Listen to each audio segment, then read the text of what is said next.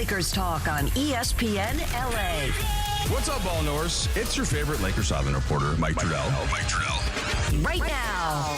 All right, let's do it. Welcome to a new chapter of Lakers Talk on ESPN LA, your home of Lakers basketball. It's time for a new era of Lakers Talk on ESPN LA. Lakers Talk now weekly with the one and only Mike Trudell.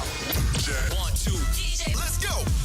You see him on Spectrum Sportsnet on the sidelines covering our Lakers. And now you can call in and talk to him every week on ESPN LA. Mike Trudell giving us all the insight, all the Lakers conversation you can crave. Plus, he's taking your reaction on the phones, on social media, and of course, maybe on that YouTube chat. Jack. 2 hours of talking purple and gold. The radio home of Mike Trudell is the radio home of Lakers basketball. ESPN LA. Lakers Talk is presented by Hoag Orthopedic Institute. When pain keeps you from doing what you love, Hoag Orthopedic Institute gets you back to you. Visit HoagOrthopedicInstitute.com to get the help you need today. Now live from the epicenter of sports in the Southland, LA Live, right across the street from Crypto.com Arena. Here he is, the one and only Mike Trudell.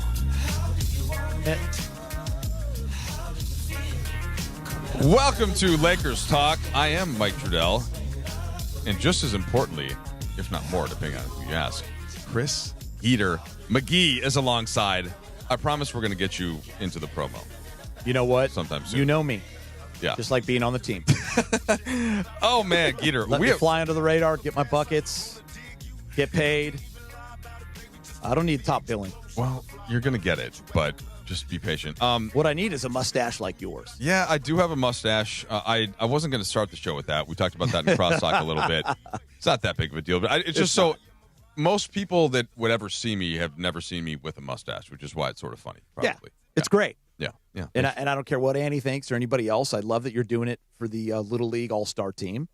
And I think it looks good. Yeah. I'm not afraid to say it. I appreciate you starting like that. Giannis Antetokounmpo, I was thinking about the various ways to start the show because we still have a lot going on. The NBA draft is tomorrow. The Lakers have the 25th pick. We're going to get to Mike Garcia, who's an expert on that. Ben Golliver is going to join us as well, coming up in about 25 minutes. One of my favorite NBA people out there. And there's a lot to go over just in all things Lakerland. But this Giannis Antetokounmpo story, it seems, Geeter, now that things have been narrowed down to the Celtics and the Heat, at least in what is being reported. There's always the chance that something happens at the last minute and a player that a team didn't want to make available all of a sudden becomes available if it means getting Giannis.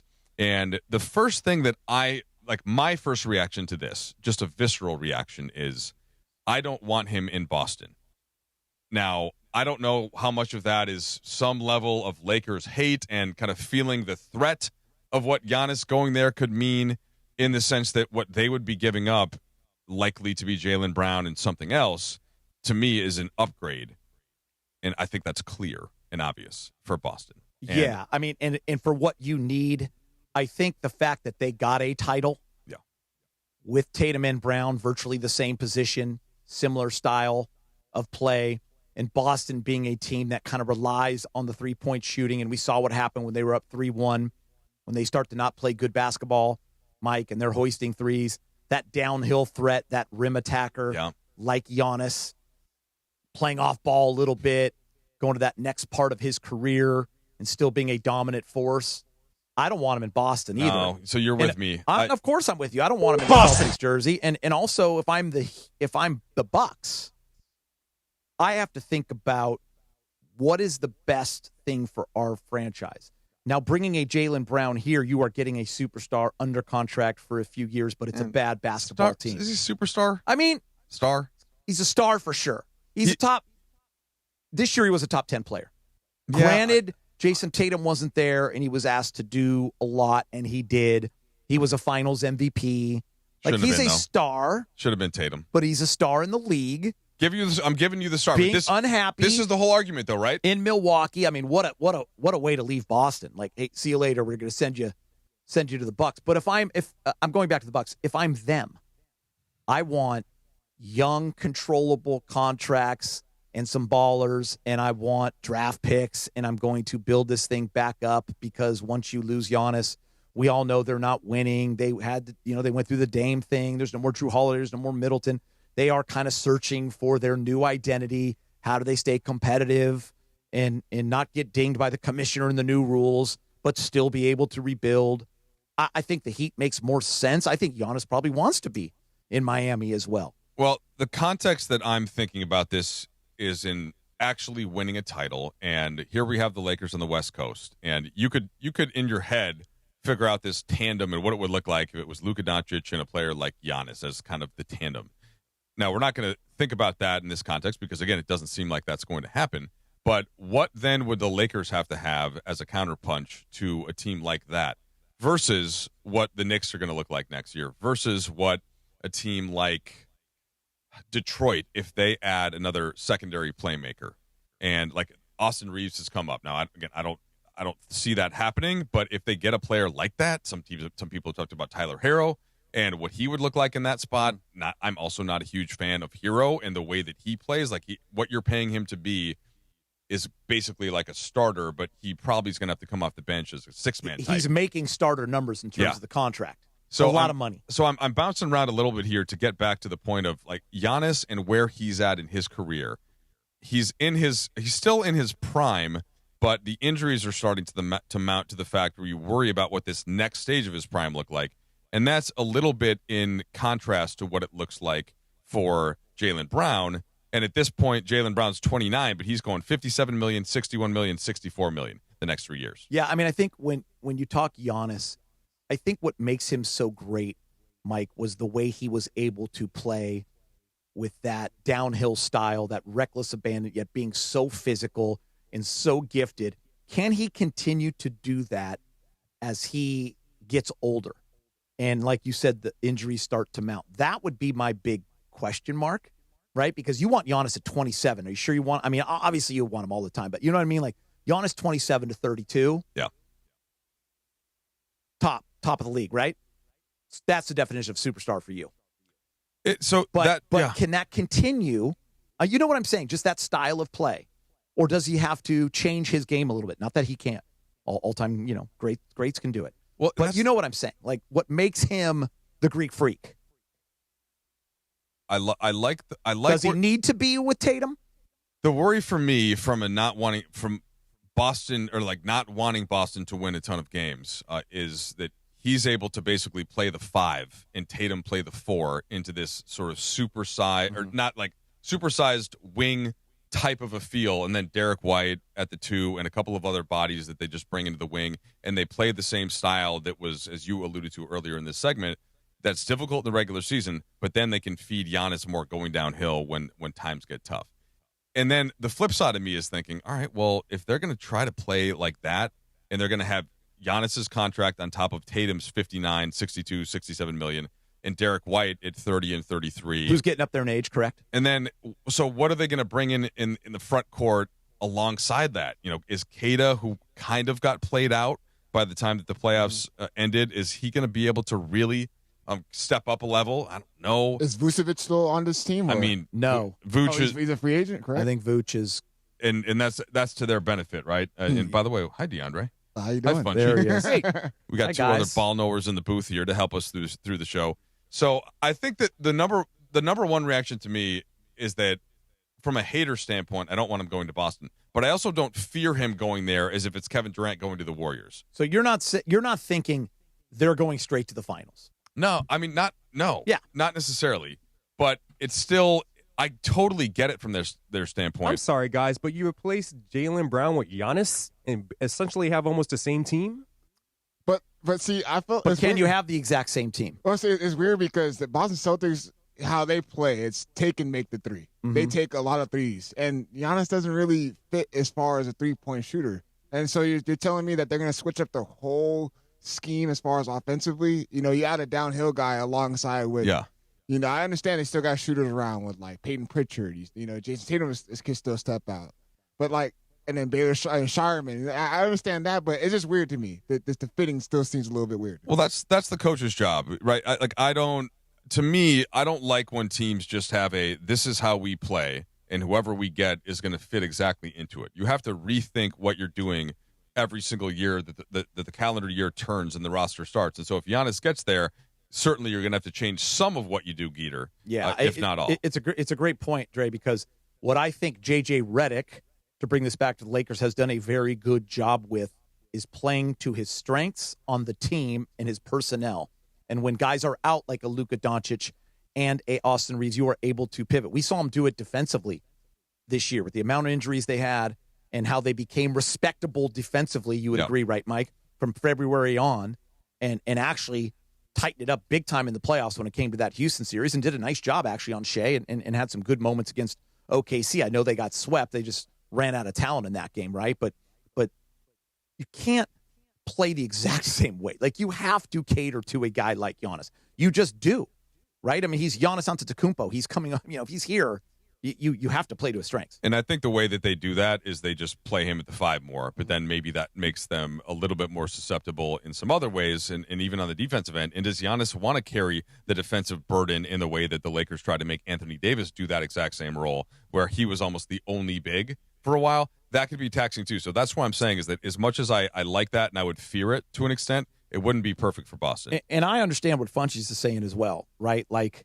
Boston won their title, and they got as much out of it as they could with this team, but they have also flamed out the last couple of years for other reasons. But a change makes sense for them. And if you can get a superstar like Giannis, you roll the dice and you do it. You pair him up with Tatum. All right, speaking of the word superstar, and, Geeter and I, maybe we could debate whether or not Jaylen Brown is or not. I think Geeter's right in that he would probably be accepted into that high standard. There's another player that just inked a long-term deal. I don't know that superstar would be attached to it, but the money is there. The money's about the same as Luka Doncic is going to be making the next couple of years. And how does that impact the league? How does that impact what's going on in terms of the moves that could cascade off of that? That's coming up next on Lakers Talk. He's Chris McGee. I'm Mike Trudell. Hang with us on 710 ESPN LA. It's time for your Valvoline Instant Oil Change Summer of Soccer update. Here's Mario Ruiz. Lionel Messi has made World Cup history once again. The Argentine legend scored both goals in Argentina's 2-0 victory over Austria, bringing his career FIFA World Cup goal tally to 18 and setting a new all-time tournament record. The performance was another reminder that even at 39 years old, Messi remains one of the game's top players. His brace helped Argentina secure its second straight victory of the tournament and officially book a place in the knockout rounds. With the win, Argentina becomes the 4th nation to advance to the knockout stage, joining Mexico, the U.S., and Germany as they shift their attention toward a deep run at football's biggest prize. And that's your Valvoline Instant Oil Change Summer of Soccer update. Valvoline Instant Oil Change, home of the 15-minute drive-through oil change. From kickoff to the final whistle, performance matters. Keep your vehicle running strong. Visit SoCalOilChange.com for a special offer and locations near you. Located in the heart of downtown Los Angeles, Crypto.com Arena is pulling back the curtain and unveiling new behind-the-scenes VIP tours presented by Delta Airlines, which offers an exclusive look inside one of the world's most iconic sports and entertainment venues. Expert guides will lead small groups through spaces that have hosted legendary sports championships, world-renowned concerts, and epic awards. Guests will also explore the VIP areas and experience the arena's latest renovations. Visit CryptoArena.com/tours for more info. Mike, you've been around a lot of teams, and what you've built at Rotolo Chevrolet, it just feels different. Travis, I appreciate that. It all starts with believing in our people. If you empower them, they'll do right by the customer. And that's where the culture comes from. Exactly. We don't just sell cars. We focus on giving customers what they want and making it a great experience. That's why people like me keep coming back. I've been here 3 times. That's the win for us. I get to keep seeing you. Long-term relationships, not just transactions. Rotolo Chevrolet, #1 for a reason. It's the Rich Eisen Show on ESPN LA. I was sitting here at this desk livid that Charles Oakley was left to sit in jail overnight because James Dolan had a beef with him. I said I was out on the Knicks, and one person pulled me back in, Jalen Brunson. This photograph of him holding the Larry O'B in his right hand and the Bill Russell MVP trophy in his left was a pipe dream. Each weekday morning at 9 a.m. It's the Rich Eisen Show on ESPN LA. When's the last time payroll was the easy part of your week? With Gusto, it can be. Gusto is the all-in-one platform designed to take the hassle out of managing your team, from payroll and compliance to hiring, onboarding, and more. With Gusto, you can get back 2 full days each month with all the time you've saved. Go to gusto.com today and learn why over 500,000 small businesses choose Gusto. That's GUSTO.com. Gusto.com. Skechers elite athlete OG Anunoby has been making history on the basketball court. Anunoby tips it in. Unbelievable. What a shot. He's been balling out in Skechers high-performance basketball sneakers, and the world is noticed. But how does OG train off the court to keep in peak physical condition? Hands-free Skechers Slip-ins Aeroburst. They help prepare OG for the physical demands of playing at a championship level. Get your pair of Aeroburst for only $165 at a Skechers store, Skechers.com, or wherever high-performance running shoes are sold. This is Lakers Talk with Mike Trudell on your home of Lakers basketball, ESPN LA, 710 AM, on the all-new ESPN LA app, and on YouTube at ESPN Los Angeles.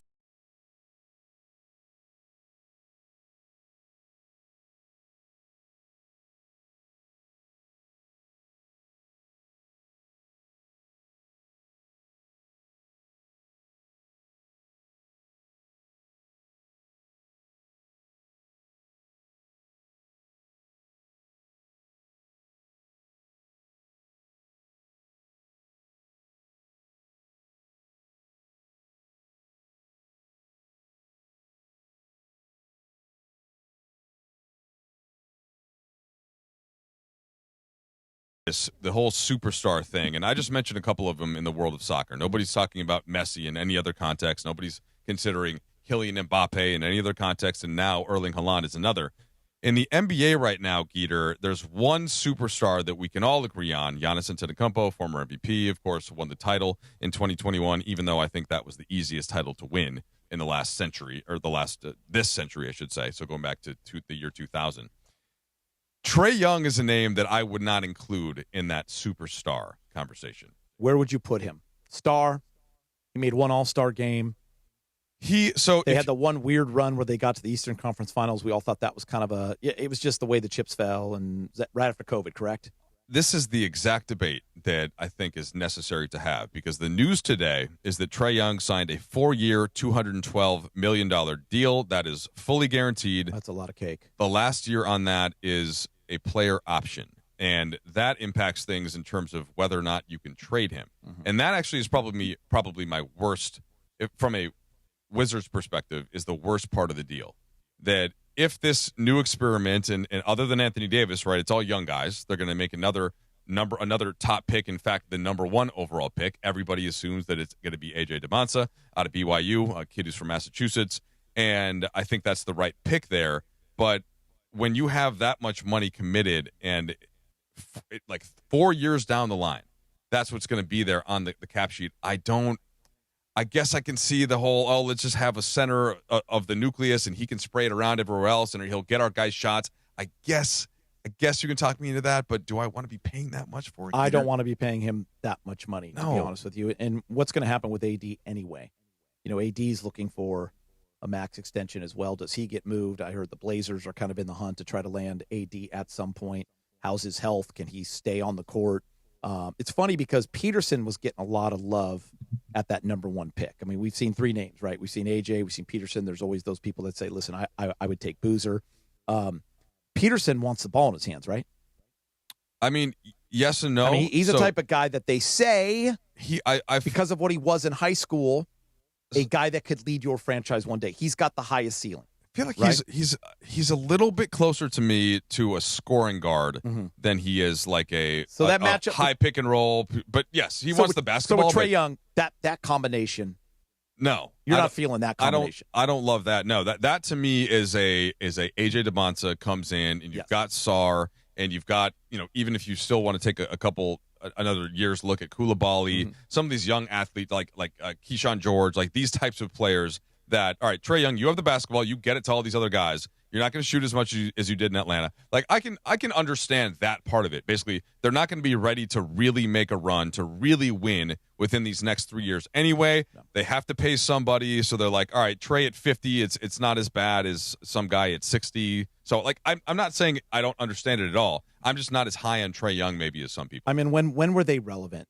I mean, 1 year maybe with Wall and Beal. That's it. The year that they won Game 6 and John Wall got up at the scores table, and then they ended up losing the series to Boston anyway. That's a good point. And yeah. That franchise has been so irrelevant, and they've really made some bad decisions.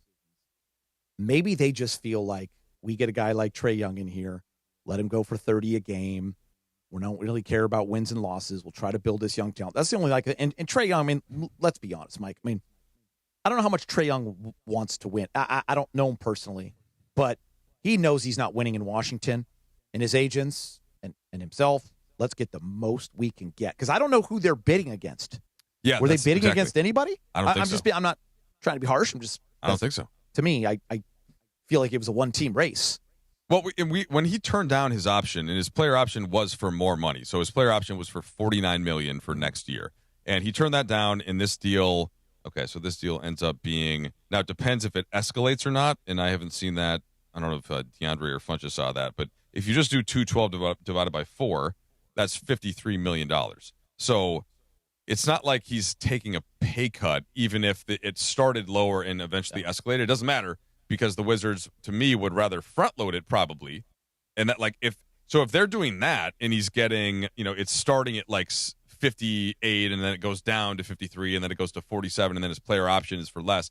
But I don't think Trae Young would want to do that kind of a deal, because then his player option becomes less palatable. And on the flip side of this, who's doing great because of it?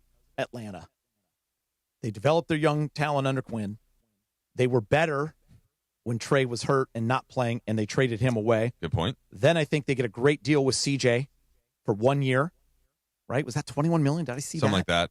And then they make the Aaron Wiggins trade, which if you didn't hear. Aaron Wiggins trade for 2 seconds? Yeah, so they give up 2 future seconds for Aaron Wiggins, who's making like $8 or $9 million for the next couple of years because OKC couldn't afford him, essentially. So that's a nice piece of business for them. That's a nice piece of business, in my opinion, for sure. And, I just don't think the Wizards, no one's ever going to say that they're making great decisions along the way.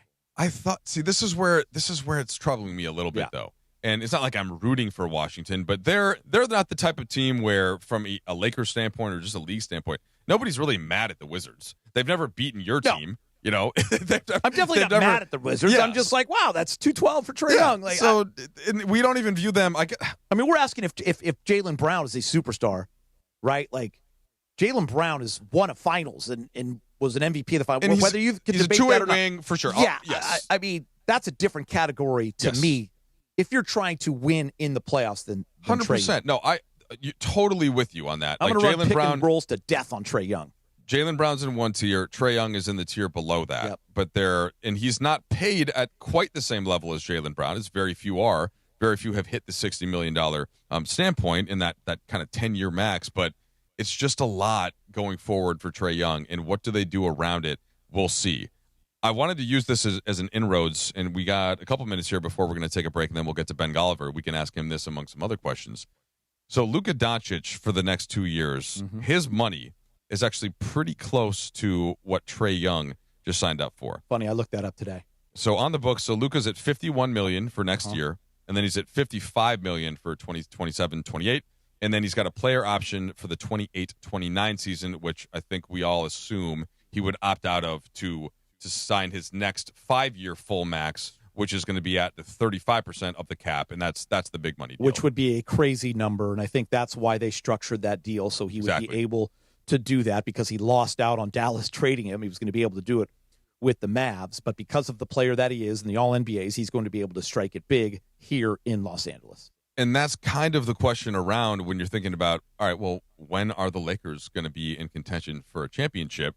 And you're looking at Luka's numbers these next 2 years at a very reasonable rate for what he does production-wise, which is a top 5 player, which is an MVP caliber player.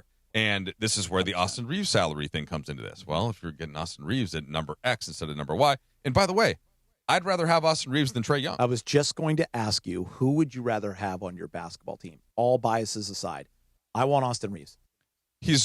Austin on my team Austin for the can team play, game.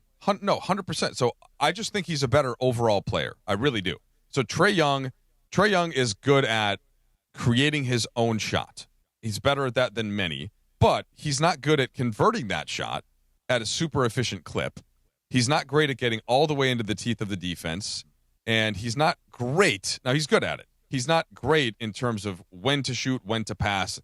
Again, he's up there, though. Like, I trust that he's going to get his team into a decent set, but Austin is a better defensive player. He's much bigger. He's better at the intangible stuff. He'll take a charge. He'll play off the ball. And this is the big thing with Trey, with what Trey doesn't do and Austin does. He can play as your off-ball guy. Trey's never really done that.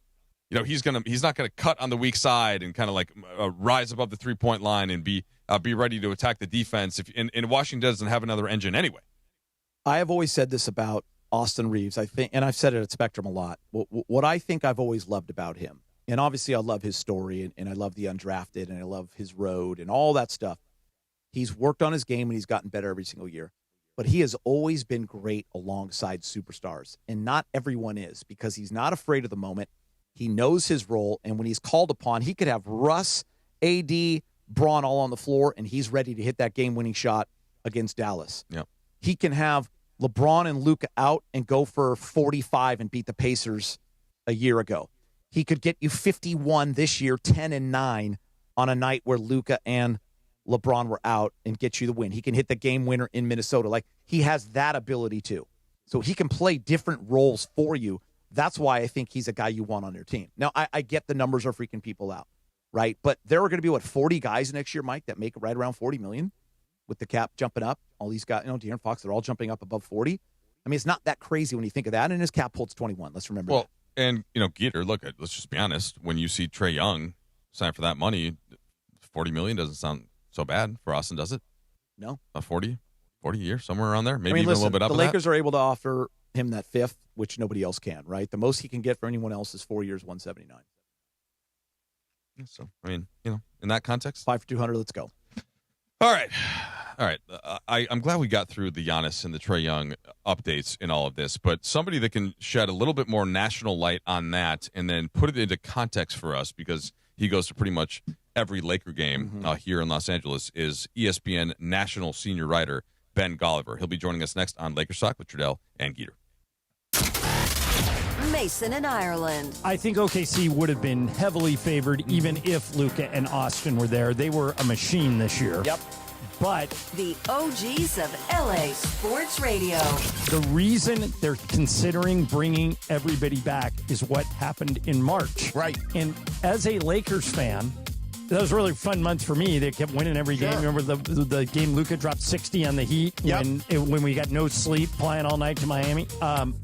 It was a magical month. But the problem is I'll just ask you, is it fool's gold? And now because they had such a great month in March, do people like you and me and other Laker fans out there falsely believe that they would have beaten OKC? Okay, I will say this. They wouldn't have been swept. No, they would not have been swept. Mason in Ireland, weekdays at noon on 710 ESPN, the all-new ESPN LA app, and live on YouTube.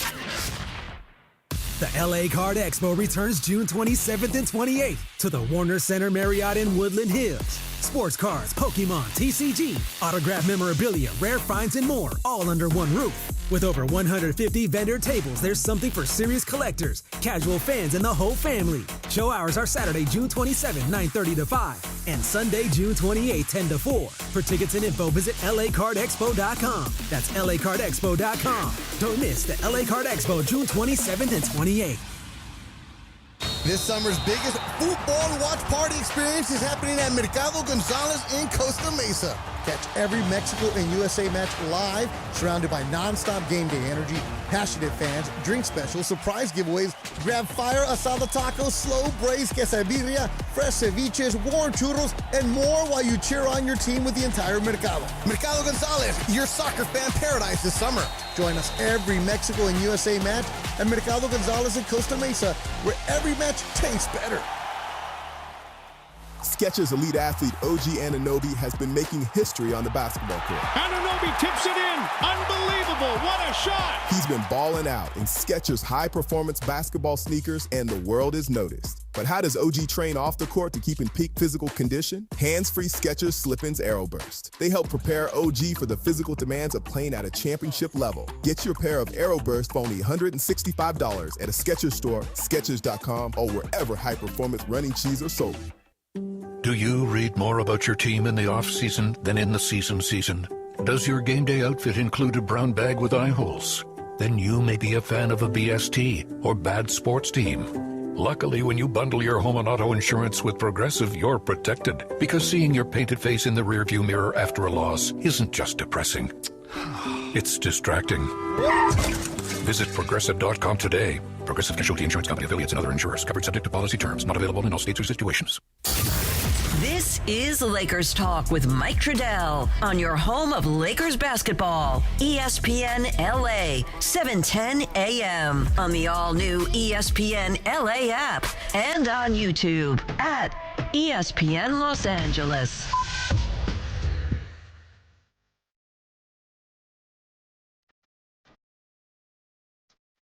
Welcome back to Lakers Talk with Mike Trudell and Chris McGee. Now, we pretty much agreed, and I don't think we're far apart at all on Trae Young. Like, look, he did make 4 All-Stars. We were double checking that during the break, but I just don't see it. Not saying forward. He's not a great player. Yeah, You're just saying you don't want him as your paying him $212 million to be your number one guy, and you don't see him as a winning type of player in the playoffs. Even though, by the way, to his credit, he got to an Eastern Conference Finals. But you're just saying if you're building a team, you'd rather have Austin Reeves, and the masses are up in arms about it. Yeah, I think that if we can ask Ben Golliver coming up in a second. In fact, the great Ben Golliver is joining us right now. Ben, one of my favorite NBA people. He was at the finals. He is now with us here at ESPN as a senior writer. And Ben, the news of the day, aside from the Giannis rumors, nothing is actually broken there. What Geeter and I were just debating was going through, here's what Trae Young signed for, being surprised at it, and at the 4th year being a player option. Then we both said we would rather have Austin Reeves just as a player throughout whatever the contracts are than Trae Young. So give me just your initial, do you share that take with us that you were surprised to see it, and the league seems to be a little bit surprised that it was that long at that money?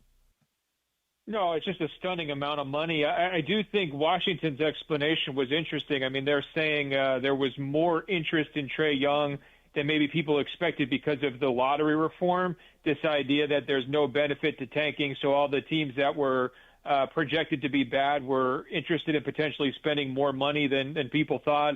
That possibly drove up his market. You know, it sounds good. You know, it's an interesting theory. I guess we'll see if the rest of the market plays out that way, but I guess I would be a little nervous if I was the Lakers. I mean, maybe Austin Reeves is going to get an even bigger bag than we anticipated at the end of the season. But no question, I'll take Austin Reeves from an age standpoint, upside standpoint, playmaking for his teammates, winning plays, all that kind of stuff. I'll take that over the Trae Young show. I think most people know where that's going. It's going to leave you somewhere in the middle of the pack, maybe get your hopes up for a playoff run.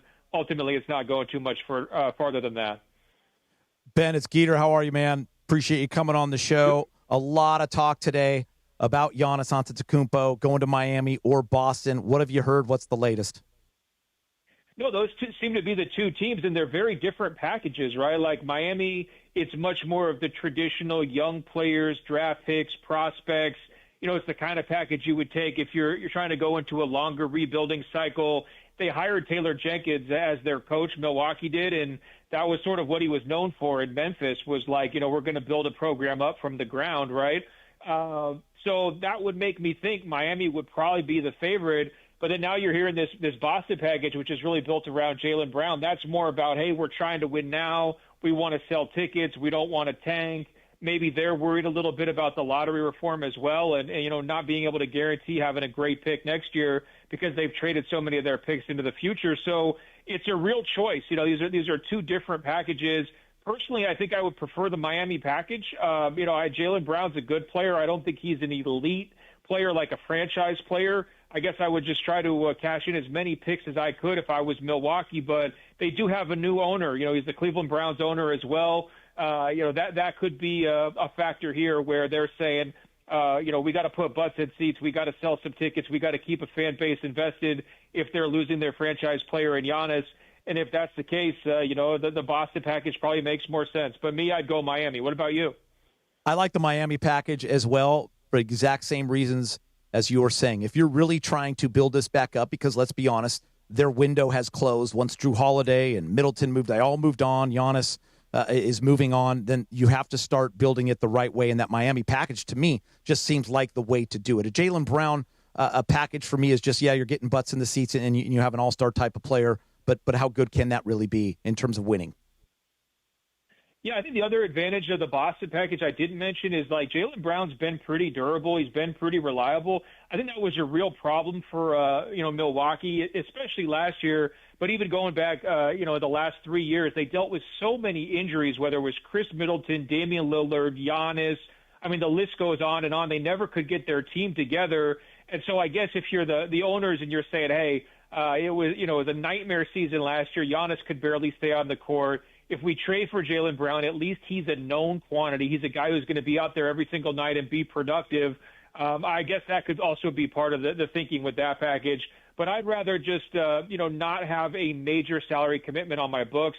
I'd rather spread it out, have some younger talent, a whole bunch of draft picks, and just hope one of those pays off down the road. I think that's usually the best strategy if you're a small market team like the Bucks. But I think we could see some strategies changing because of these lottery odds. It's really difficult, to plan to be bad. If you're thinking you're going to be one of the worst teams in the league, well, that doesn't mean you're going to get one of the best picks like it has in years past. And so that could influence some teams as we go forward this summer. Well, Ben, this is why, though, I would be even more nervous if I'm the Bucks, because if you look at their salary cap sheet, it's a mess. All right, so first of all, it's got Lillard on it for 4 years, $22 million each year, $22.5 million for the next 4 years. That's Lillard still counts against you. You got Miles Turner for two more guaranteed years. Then he has a player option for $29 million for the 28-29 season. You got Kuzma this year at $20 million. You got Bobby Portis at 14, and then another year. And I'll stop myself now. I just want to try to emphasize how bad this looks. And then all of your younger guys or your kind of role player types all have player options. Taurean Prince, Gary Trent, Gary Harris, Kevin Porter, they all have player options. The only good contract they have is Ryan Rollins, and he's got a player option that he's going to turn down after this season, and he's going to expect to be paid. So I just think, why would you bring Jaylen Brown into that? He's not as good as Giannis. He is, sure, he might be on the floor a little bit more than Giannis, but you have no chance of being good. The only thing I could think of is that you are confident that you could flip Brown again, and then maybe I don't know, there's somebody else that you bring into trade, but I just want as many picks as I can, and I want to stop signing contracts to guys and giving them player options. So it's really rough there, and I don't even know that the Miami package makes me feel that much better, Ben, because I don't know that the young players sure, Khalil Ware, I guess a little, but I don't know that there's anybody there that I'm super excited about either. Look, we always talk about winners and losers, in free agency in the trade cycle, and there's no question Milwaukee's coming out of this as a loser with either package. I mean, what they should have done was bit the bullet last summer and traded Giannis when his market value was better. All the injury issues, all of the acting out last season, all the weirdness with his teammates and his coaching staff and all that. I do think that kind of soured his market a little bit. Also, he's closer to needing the extension. I think there would have been a higher price teams would have been willing to pay last summer if they could have grabbed Giannis. And so now you're looking at two packages. Like we said, they're different, but neither one of them is that great. I think the argument to bring in Brown with what you're describing with all those bad contracts, it's actually kind of a laziness argument. It's like it's going to be so hard to get rid of all those guys who you've brought in. Like trying to trade Miles Turner and those other names that you're mentioning is going to be really difficult. If you bring Brown in, you're not trying to be good. You're not trying to be great. You're just trying to be decent, and you have a whole bunch of veterans already in place. You're kind of stuck with that Damian Lillard thing. That's another huge regret. If you had traded Giannis last summer, you wouldn't have needed to do the wave and stretch that they did with Lillard, and so they could have avoided the whole signing of Miles Turner as well. This is no question a major second guessing and regret situation for the Bucks, but that's what happens when you're trying to cater to a franchise player and things go south. Unfortunately, you're kind of left holding the bag if you're the team. Ben, a lot of the talk here on ESPN LA 710 is about building around Luka and what the Lakers can do, and we look at the free agent list, but really the names on the restricted free agent list are the ones that pop off the page when you're looking at a Peyton Watson type of player that can fit immediately. Obviously Jalen Duren, Walker Kessler, just a few of the names on that restricted free agency list. There is a risk, though. How in play are any of those guys or not at all? Well, I think there's going to be the names that you mentioned. There's going to be highly motivated, incumbent teams trying to keep those players. I mean, certainly with Jalen Duren, I'm sure Detroit views him as a franchise player. Kessler, I did see some headlines this week about, arguing over how much money he's worth. If I'm the Jazz, I want to keep Kessler because I want to play him at the 5 and I want Jaren Jackson at the 4 because that's where Jaren's been so comfortable throughout his career. So I'm willing to pay up to keep Kessler if I'm the Jazz, even though they've got a whole bunch of money tied up now in Jaren Jackson Jr. and Lauri Markkanen. I would still do it if I were them. I think the lesson from this Knicks championship for the Lakers is that the best moves come by trade, not free agency signing, right? Like, you look at the real key moves for them. Obviously, Jalen Brunson was a free agency move, so that was a home run.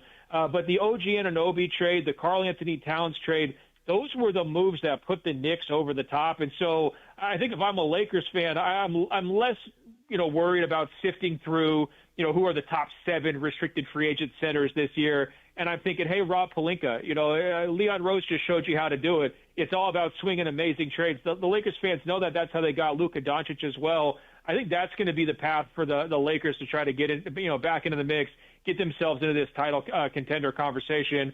Because when you're a big market team, when guys want to play there, when you've got some good momentum going, and I certainly think the Lakers were able to build that before Luka's injury last year. That tends to attract talent, and these days, talent moves by trade, as we're seeing with this Giannis situation. He's never going to hit free agency. He hasn't hit free agency his entire career. It's just been trade rumor after trade rumor after trade rumor for 5 years because that's how the NBA works now. I think it's a great summary, Ben, of where the Lakers are at, and just to think about if you're just trying to bring somebody in off the free agent market, there aren't. It's not how the NBA is anymore. So you're not going to be able to do that. It's like, hey, Luka, look at the list of centers out there. It's not. There isn't somebody who's just available that can come. There isn't really somebody that jumps off the page. So, well, Mike, you did that plan last year, and you got you DeAndre Ayton, right? And he was fine, but he's probably not the championship caliber center you're looking for, right? No, and even in that case, the only reason you're able to do it is because you could give him $8 million because Portland was basically paying him to leave town. So that was an exception thing, right? Now, if you fast forward to what you're going to try to do moving forward, Ben, you have to figure out how to get guys via trade, and the way to do that best is probably just to re-sign the guys that you like at a reasonable number. And that's easier said than done. If you want to get LeBron and Austin Reeves and Rui Hachimura and Marcus Smart, maybe even get to Luke Kennard. Well, if you're going to bring back all of those guys, then you have to make sure that the money is at least sustainable enough that you can then trade for somebody else that's going to, with using those first-round picks. And that's how you get the players that are going to come in and hopefully, from a Lakers standpoint, push them over the top with Luka Doncic at the center of it. No, and the picks thing to me is the crucial part, right? Because I think you are going to have a number of teams in this new environment with the changing draft rules that are saying, hey, we're just going to hold our picks. We're going to be careful. We're going to see how this thing shakes out. I think that creates potentially an opportunity if you do want to be a buyer to go out there and swing some deals. If you're willing to put picks on the table, I think you're going to have some teams interested in trying to get those picks from you because, like I said, I think it could be hard to get picks. Now, that's another trade I didn't mention with the Knicks is the Mikal Bridges trade. I mean, think about how many picks they put into that deal. But did anybody regret that trade when they're having the championship parade, going through Manhattan? Absolutely not. And so I think that you want to have a bunch of guys on good, fair market contracts like you're describing, and you've got to have those picks and being willing to spend them and to sweeten it up and to get yourself the right kind of players to flank Luka. I think the foundational question here for the Lakers, though, is as you're going forward, are Austin and LeBron, are those the guys you want on big salaries in your number 2 slot, number 3 slot for salaries? Are they complementing Luka well enough? Are they filling the most important positions? I definitely think center is a major position on a Luka team because you need a guy who could finish with his pick and rolls, and you need to have a rim protector, obviously, on the back line for defense. That's a very expensive player to find. So I think that's the foundational question for the Lakers. Are they ready to kind of shake up the core this summer, or are they still in an assessment mode here as the new ownership regime comes in and brings in all these new front office people? Ben, you're already seeing OKC change their roster a little bit, trading Wiggins away. What are you hearing about Lou Dort? He has a team option. Well, look, Oklahoma City is facing a massive, massive bill. We always talk about this, right? Like in the second apron era, you can only be cheap and good for so long, and then eventually it catches up with you. And, the Wiggins deal doesn't seem like that big of a deal, from a roster standpoint. I mean, they had an embarrassment of riches in terms of their depth, but he goes out because it's going to save them tens of millions of dollars in terms of their luxury tax bill. I think it will be difficult for them to keep Dort. If they want to keep Dort, they're going to have to make cuts elsewhere. Guys like Isaiah Joe, Isaiah Hartenstein, I mean, those are question marks in terms of, are they going to be able to afford all of these people? If I was Oklahoma City, my heart would tell me try to keep Lou Dort. I mean, this was one of the guys who was around there from the very beginning with Shai Gilgeous-Alexander. He's been a kind of a blueprint type player for them in terms of establishing a defensive identity and all those kinds of things. But he had a really tough playoffs. And so if you're picking and choosing between your key players, I would certainly prioritize the bigs, guys like Hartenstein, over a player like Lou Dort. And I would feel like someone like Cason Wallace could maybe step up and give you more minutes and potentially step into Dort's shoes. So if I was in charge of the Thunder and I was keeping an eye on my bottom line, my finances, I think I would probably let Lou Dort walk, or I would try to make some sort of a deal with him so that, you get a trade exception back or something like that. I think he would be a salary cap casualty if I was in charge. All right, Ben Golliver, great job jumping around the league. Now, for people that don't know, you have literally consumed more Summer League games in person than anybody else in the world. Geeter, I'm not lying. No, it's a fact. He has not left Las Vegas for one day out of the 12 since, 2006, Ben? When was your first Summer League? Ooh, probably like 2008, I think was my first one. But, man, I love that event, and I was already beginning the negotiations with my editors for how long can I stay this year. Okay. All right, so that's one thing. So just table that for a second. What are you going to do between now and then? Do you have a national park booked? Do you have a new brick set? As Ben is a big Lego head. He's just above Miles Turner in the rankings of NBA people in the Lego world. What is on tap for you before you completely commit your life to 115 degrees in the Las Vegas sun? Well, I think you know the answer to that. I feel like it's sweeping the entire world right now. It's the World Cup, man. I'm on the Norway bandwagon. I don't know how you feel about that. Oh, up 3-1 right now. Them. Yeah, no, Holland's incredible. I'm all in. They're going to do it. It's been fun to watch the U.S. win. Messi's been absolutely ridiculous. I mean, it feels like all the stars came to play in this year's World Cup, which is, what you want to see as a casual fan. And so I think I'm going to be watching a lot of soccer if I had to guess. Okay. Well, I'd love to hear that. If you do think of a good brick build for Riggs, as you know, what my son broke his arm last week. So if you think of one, and have you ever, by the way, have you ever done just a left-hand only build, or like that's going to require me to basically sit next to him the whole time and kind of help him with the maneuvering, right?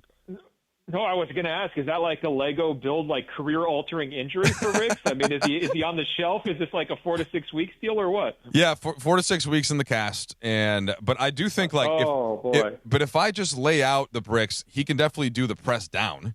You know what I'm saying?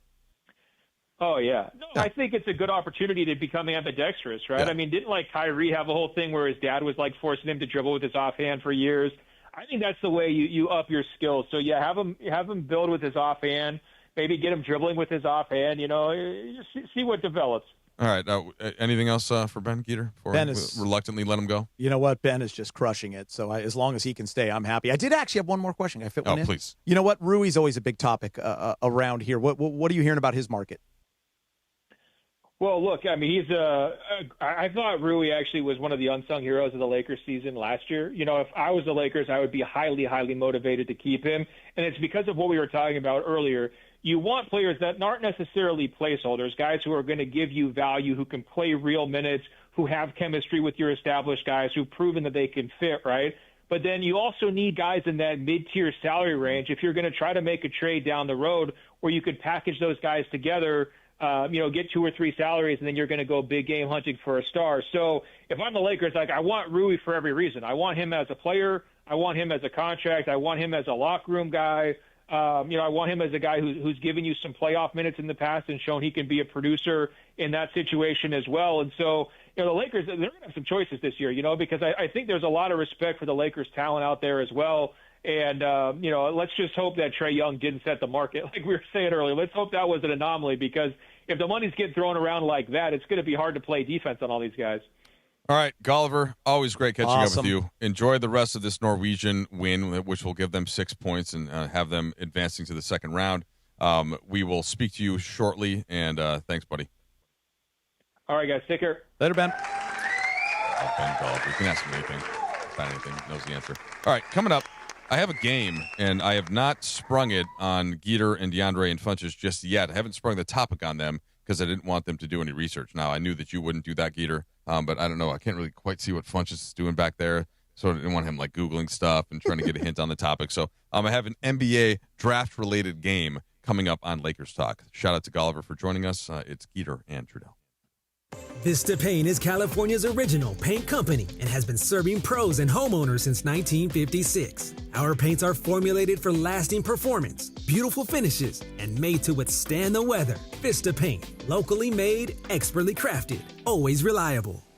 Hey guys, it's Sedano. Next time you're at my home away from home, LAX, look up. You'll see the future of travel in action. It's the all-electric Skylink train. It's now testing, and trust me, this is a game changer.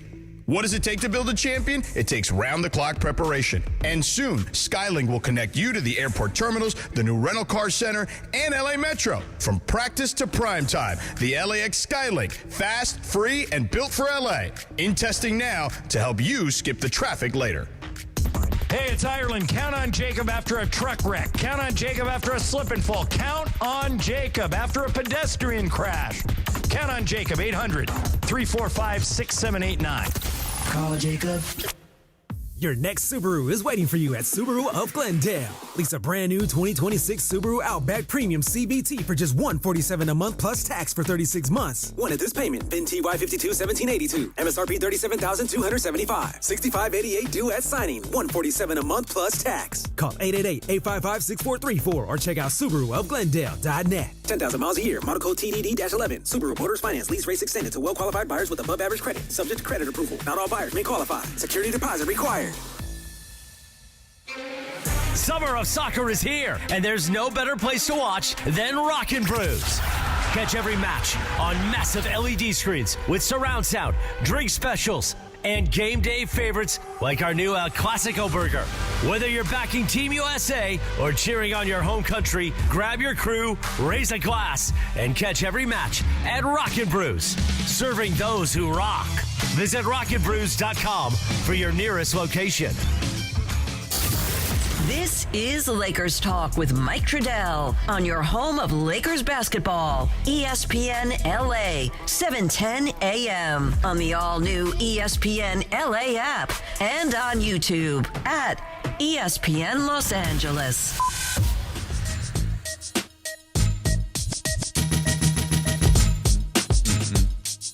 You know, back in the day, this is a song that Geeter probably would have thrown out the worm to.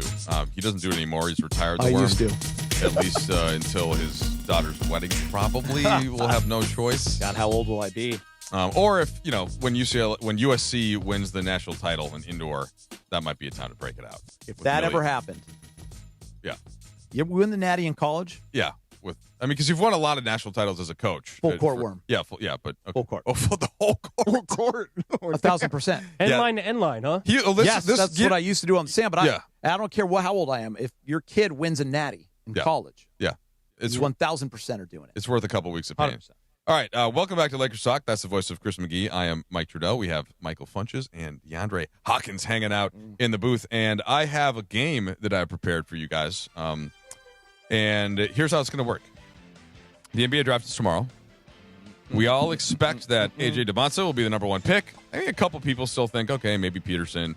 I don't think so, but we'll see. What I'm going to ask you guys to do, and we'll start with Geeter, is name any player that was drafted number one overall. You survive and advance, and we go around the room. Now, I obviously don't get to play because I'm looking at it, but Chris McGee, give me somebody that was drafted number one overall. I'm going to go with one of my favorite players of all time. His posters were all over my wall. Irvin Magic Johnson. That is correct. Geeter still alive. Funchy. LeBron James. LeBron James. That will count. DeAndre. LeBron counts. I'm going to do Anthony Benton. Just get that out the way. Hey. Wow. I like it. One of the worst ones ever. Now look, there's no advantage here for saying a good player over a bust. So good job, DeAndre. Geeter, back to you. Anthony Davis. AD. Yep. Punchy. Yao Ming. Yao. Wow. Yeah. Now, if you, I guess I could give like extra points for the year and everything, but that was 2002. Funchy's still involved in the game. DeAndre. Was Uh-oh. He stumbled. Uh-oh. was Milicic? Was he number one? No, he was number 2. The human, the In human the LeBron draft, too. Yeah, the human victory cigar. So he famously went above Carmelo, which you may have been thinking of, but just after LeBron. All right, DeAndre, I may have to bring you back soon, though. Okay, Yeah, if we flame out. Yeah, because if Geeter and Funchy run out of steam here, then I might have to give you an exception. All right, Geeter. Dwight Howard. Correct. Nicely done. Geeter spreading the wealth a little bit. You got teammates, AD and Dwight winning in 2020. He started I'm with kind Magic. of going a little Laker theme here, but I'm going to start to veer off. I like it. Punchy. Our own Michael Thompson. Good I one. was hoping one of you would say that sooner than later. I was kind of holding that one. Yeah. Yeah. All right, MT. Go ahead, Geeter. How about this one? Markelle Fultz. Now, Markelle Fultz didn't end up being the best pick, but he was the number one pick. Oh. He was in 2017, Markelle Fultz. Funchy. Chris Webber. C. Webb. C. Webb. Good work. Yeah, C. Webb was, I think, 93. Yeah, 1993. Yes. Yeah. Geeter. I'm going to go recent. Richache. Zachary Risache. Okay. In 2024. Okay. Funchy. Akeem Olajuwon. Correct. Oh, that's a good one. All Okay. right. DeAndre, I guess they didn't really need I you got 'cause one they're- then. That's all good. Ralph Sampson, if you're going to go Hakeem. Ralph Sampson went in 1983 to the Houston Rockets. Oh. Bunchy? Shaquille O'Neal. Shaq would be a good one. Shaq would be a good one. By the way, I got a not a controversial one, but a big one. Odin Greg Oden. over KD. All right, you know what, DeAndre? I feel bad for you now. It's all Come good. back It's all in. good. Come back Let in. him roll. Let him DeAndre, you're roll. back. But you have one miss, okay, on your Let him- record. I was gonna say, But let him you're- roll. But you're back. You're back. Go ahead, DeAndre. Zion. Zion. All right. Yes, and that's what whoever has the that's what we'll do. Whoever has the fewest strikes at the end wins. DeAndre has one strike. Olowe Candy. Olowe Candy. Correct. Wow. It's a pool, man. Wow. All right. Geeter. Blake Griffin. Yep. Yep. DeAndre.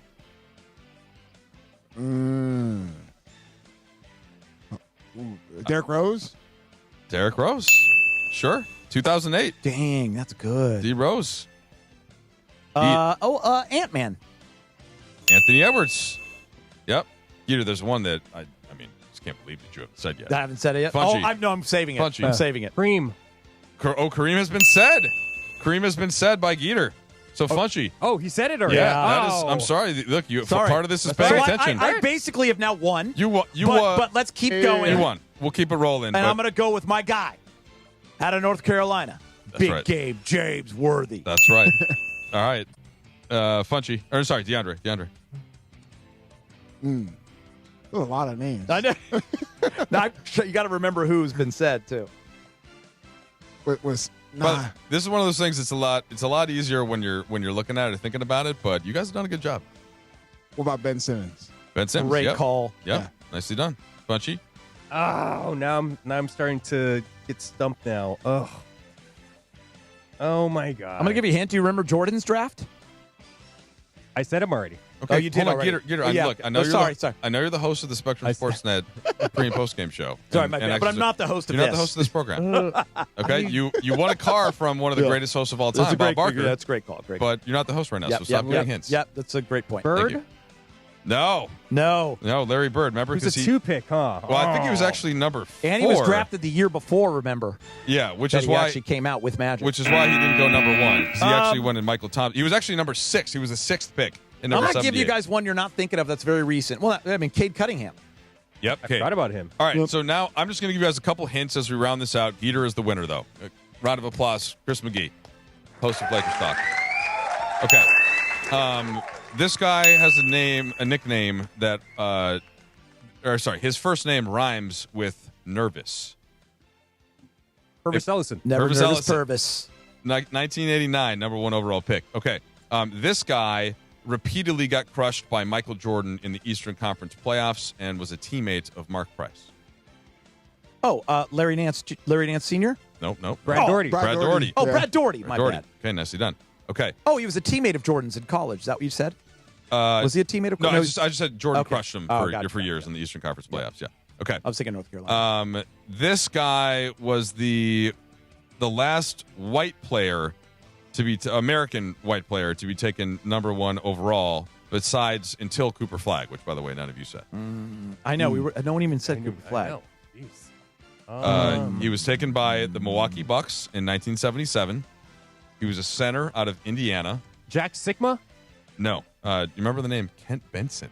No. Wow. Kent Benson. That's good. Yeah, the last white guy, which I remember came up before. Good. That's good. There were American white guys taken the 2 of the 3 drafts before him. One of them won a championship with the Blazers.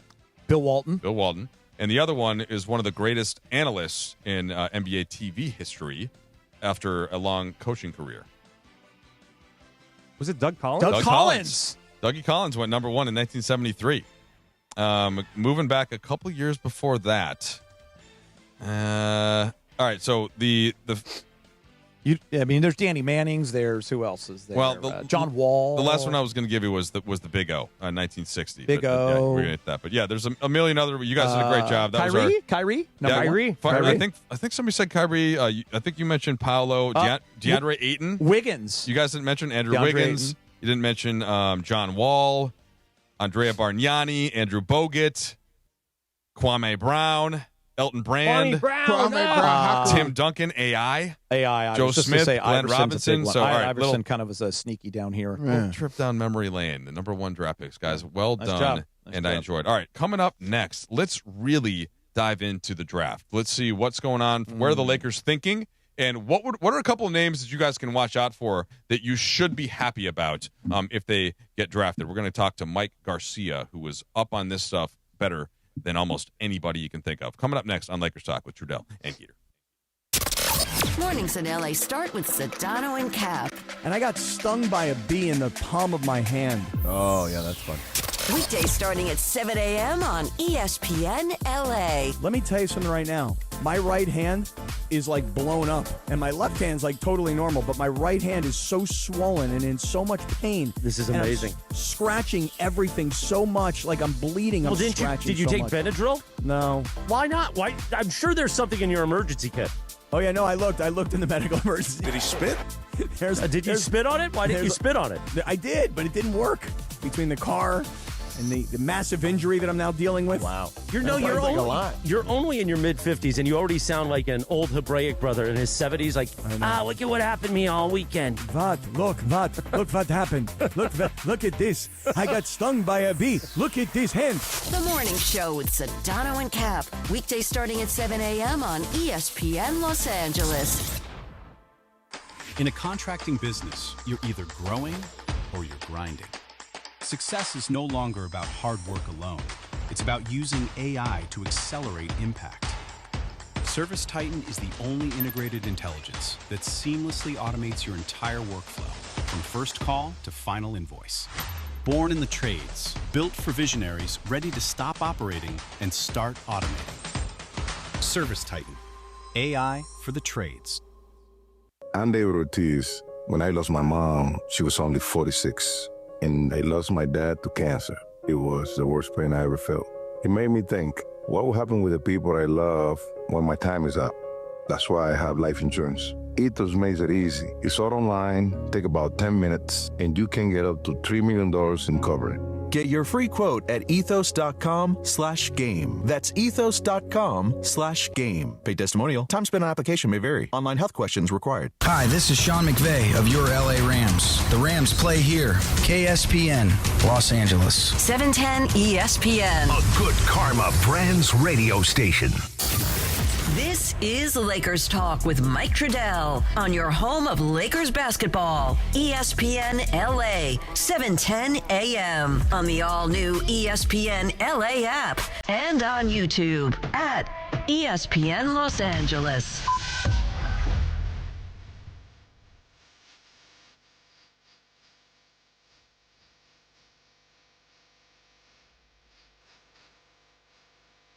What? I saw a trailer for a new 50 Cent show about like a basically a boxer who turned into a criminal in London. And I'm all in. I was like, in. Sold. Did you do Peaky Blinders? I did watch Peaky Blinders. I didn't make it all the way through the show, but I really liked it, so I want to get back and do it. But like Top Boy was one that I just enjoyed about the London underworld. I was late to Peaky. My brother was all in, so I'm just finishing it now.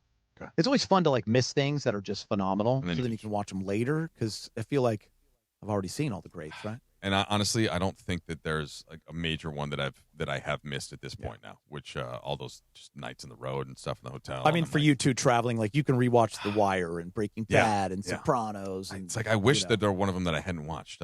Okay, well, something that is not scripted and you can't go back and watch is the NBA draft. That's tomorrow.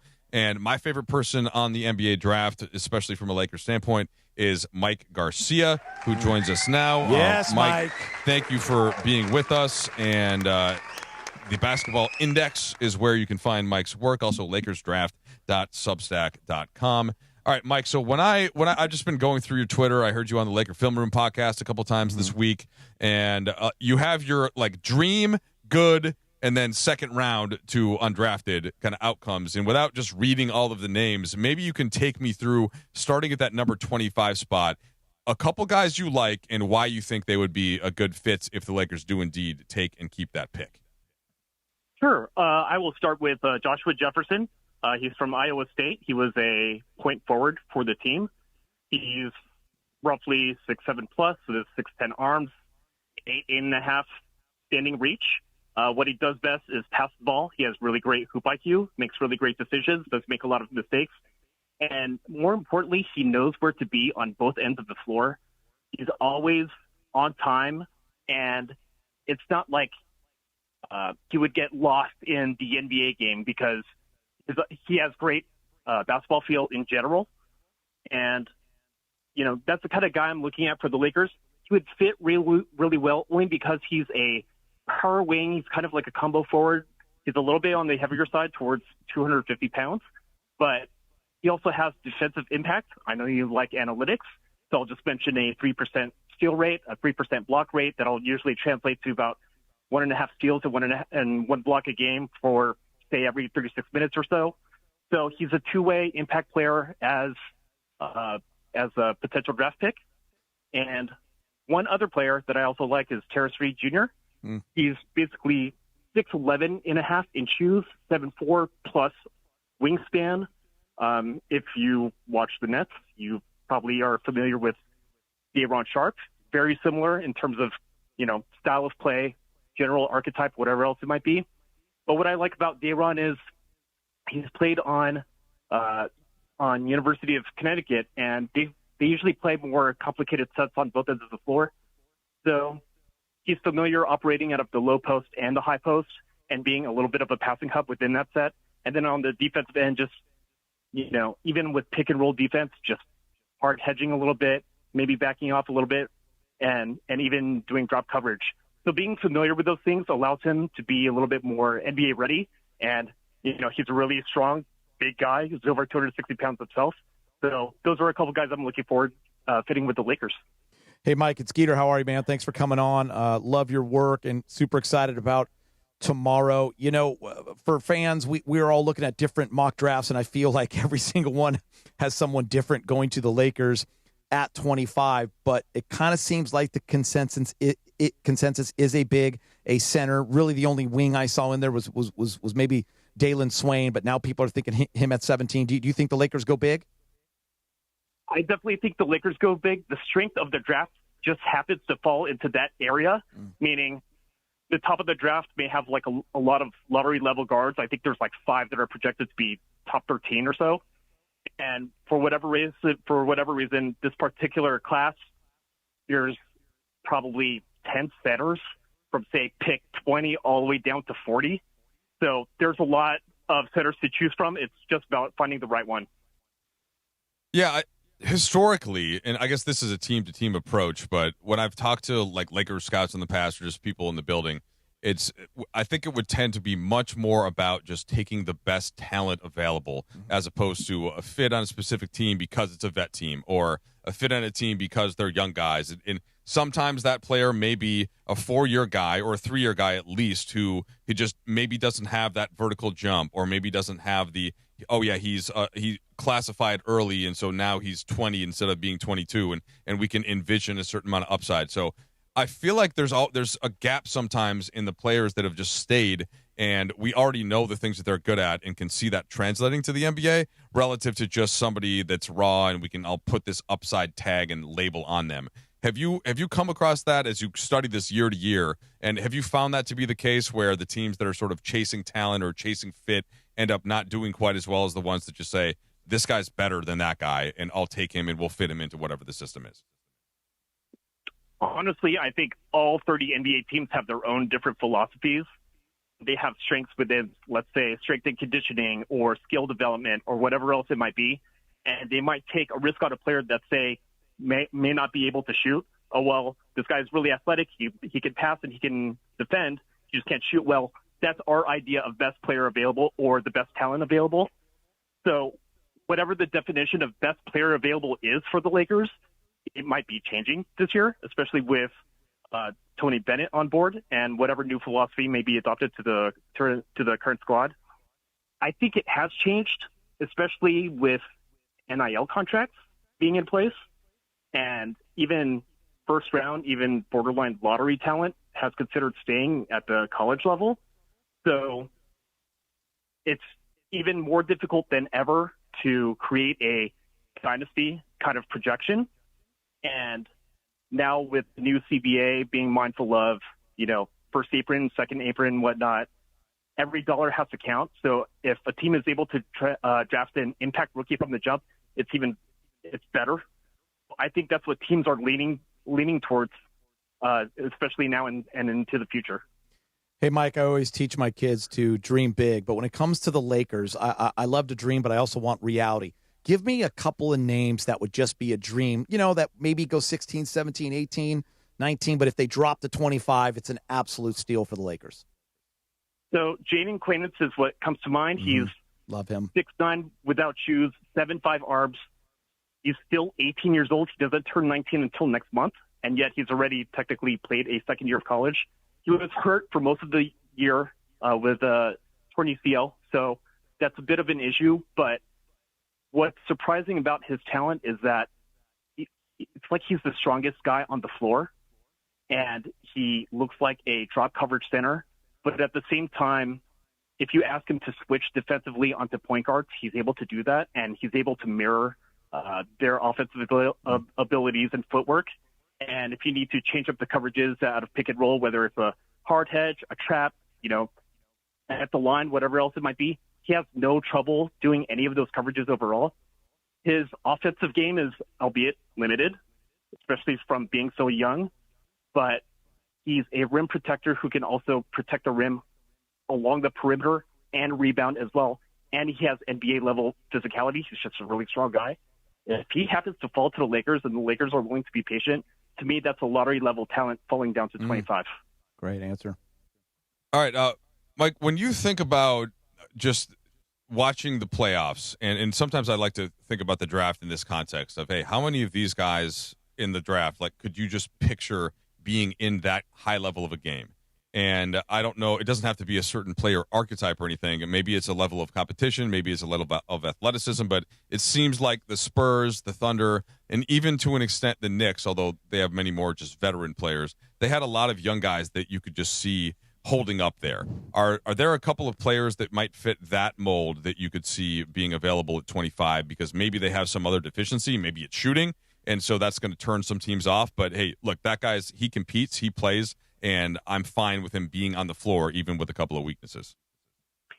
So when I'm looking for playoff caliber players, the things that I'm looking for are very specific. One of them is staying out of general foul trouble if you play 40 minutes. So if it's 3 fouls per 40 minutes, that's great. If it's 5.5, it's really, it's a bad idea overall. I'm also looking for physicality and NBA strength, and I'm looking at those specific things above verticality, above quickness, above speed, because it's, here's a baseline level of athletic ability and physicality that we can rely on this guy just to be on the floor and just hang with NBA level athletes. After that, it's what can they do? I have a general draft philosophy. The first one is, what do they do best? In Joshua Jefferson's case, it's pass the ball. IQ is kind of like all-encompassing with all sorts of skills. So that covers everything. And if the shooting doesn't go well, and I admit he's been an average shooter, is about 35% behind the arc, mid-50s to low 60s percentage in close two-point range, and mid-range is kind of, high 30%. To me, that's average shooting. But if that goes away, he's still a connector. He's still a rebounder. He's still able to have defensive impact. And I think that sets a floor in terms of playoff level basketball. Kind of the same thing with Tariq Reed Jr. I mean, he may not be a perimeter threat, and he's more of a finisher in the paint, a little bit of a lob threat. But what else does he provide? He's a rebounder as well. He can be a defensive anchor. Maybe it's with a bench unit. He can execute more complicated schemes. All of those things are relevant in terms of playoff level basketball. I'm definitely aware of those specific things when it comes to the Lakers and into the playoffs as well. But yeah, it's Jefferson and Reed that I'm looking to specifically for playoff impact if they happen to be drafted by the Lakers. Can I throw some names at you, Mike, that have just been kind of hovering around that number 25, and you can just tell me what you think? I'll throw a few out, and you can kind of pick how you want. But I see Henry Vassar a lot, the center from North Carolina. I see Lopez, the center, like Chris Senac Jr., the wing from Houston. I mentioned Dalen Swain, but it looks like he's going to go higher. Malik Thomas from Arkansas. Just some of those names. Does anybody jump out at you? Vassar is the one that I have mentioned before on other podcasts. And what I like about him is he's one of the rare centers within this draft that's a rim-level lob threat and a three-point shooter. Yep. And it's not the kind of three-point shooting that, he just happens to be open and he's straight ahead from the basket. He's going to make that shot. He made it within the, dead ahead and the diagonals of the three-point line, not just the corners or skipping the corners altogether. And he shot over 40%. And I've been reading that everybody's projecting him as a stretch big. And in this sense, sure, he shoots from those distances. He can be perceived as that, but he's really operated as a pick and roll threat. It's a really soft touch around the rim. It's over 75% close twos. He has it's feathery, right? He shoots floaters and whatnot. So there's a lot of offensive scoring versatility within his game. And then on top of that, he can also excel as a short roll man, kick out to the corners, and operate out of the hub within the half court. So that's what I like most about his game. He's just underweight at 227 pounds. I would be willing to wait it out, pun intended, for him to gain strength altogether, even if it takes a year or two, because he really is that talented offensively. Malik Thomas is kind of a 6'3" shooting guard, scorer. When I look at his game, I'm thinking, this guy kind of needs shots. And you guys asked the question earlier about playoff viability, and then it goes to my draft philosophy. Well, what else does he do if he can't score? Because defenses are going to look to take that away. And I don't really see a playmaking ability or defensive ability to kind of hold on the floor. You mentioned Dalen Swain earlier, and he's higher up on the draft board. Once again, 6'6" plus, probably 6'10" arms. General wing size. I mean, I've covered the draft for so long, it kind of all feels the same. But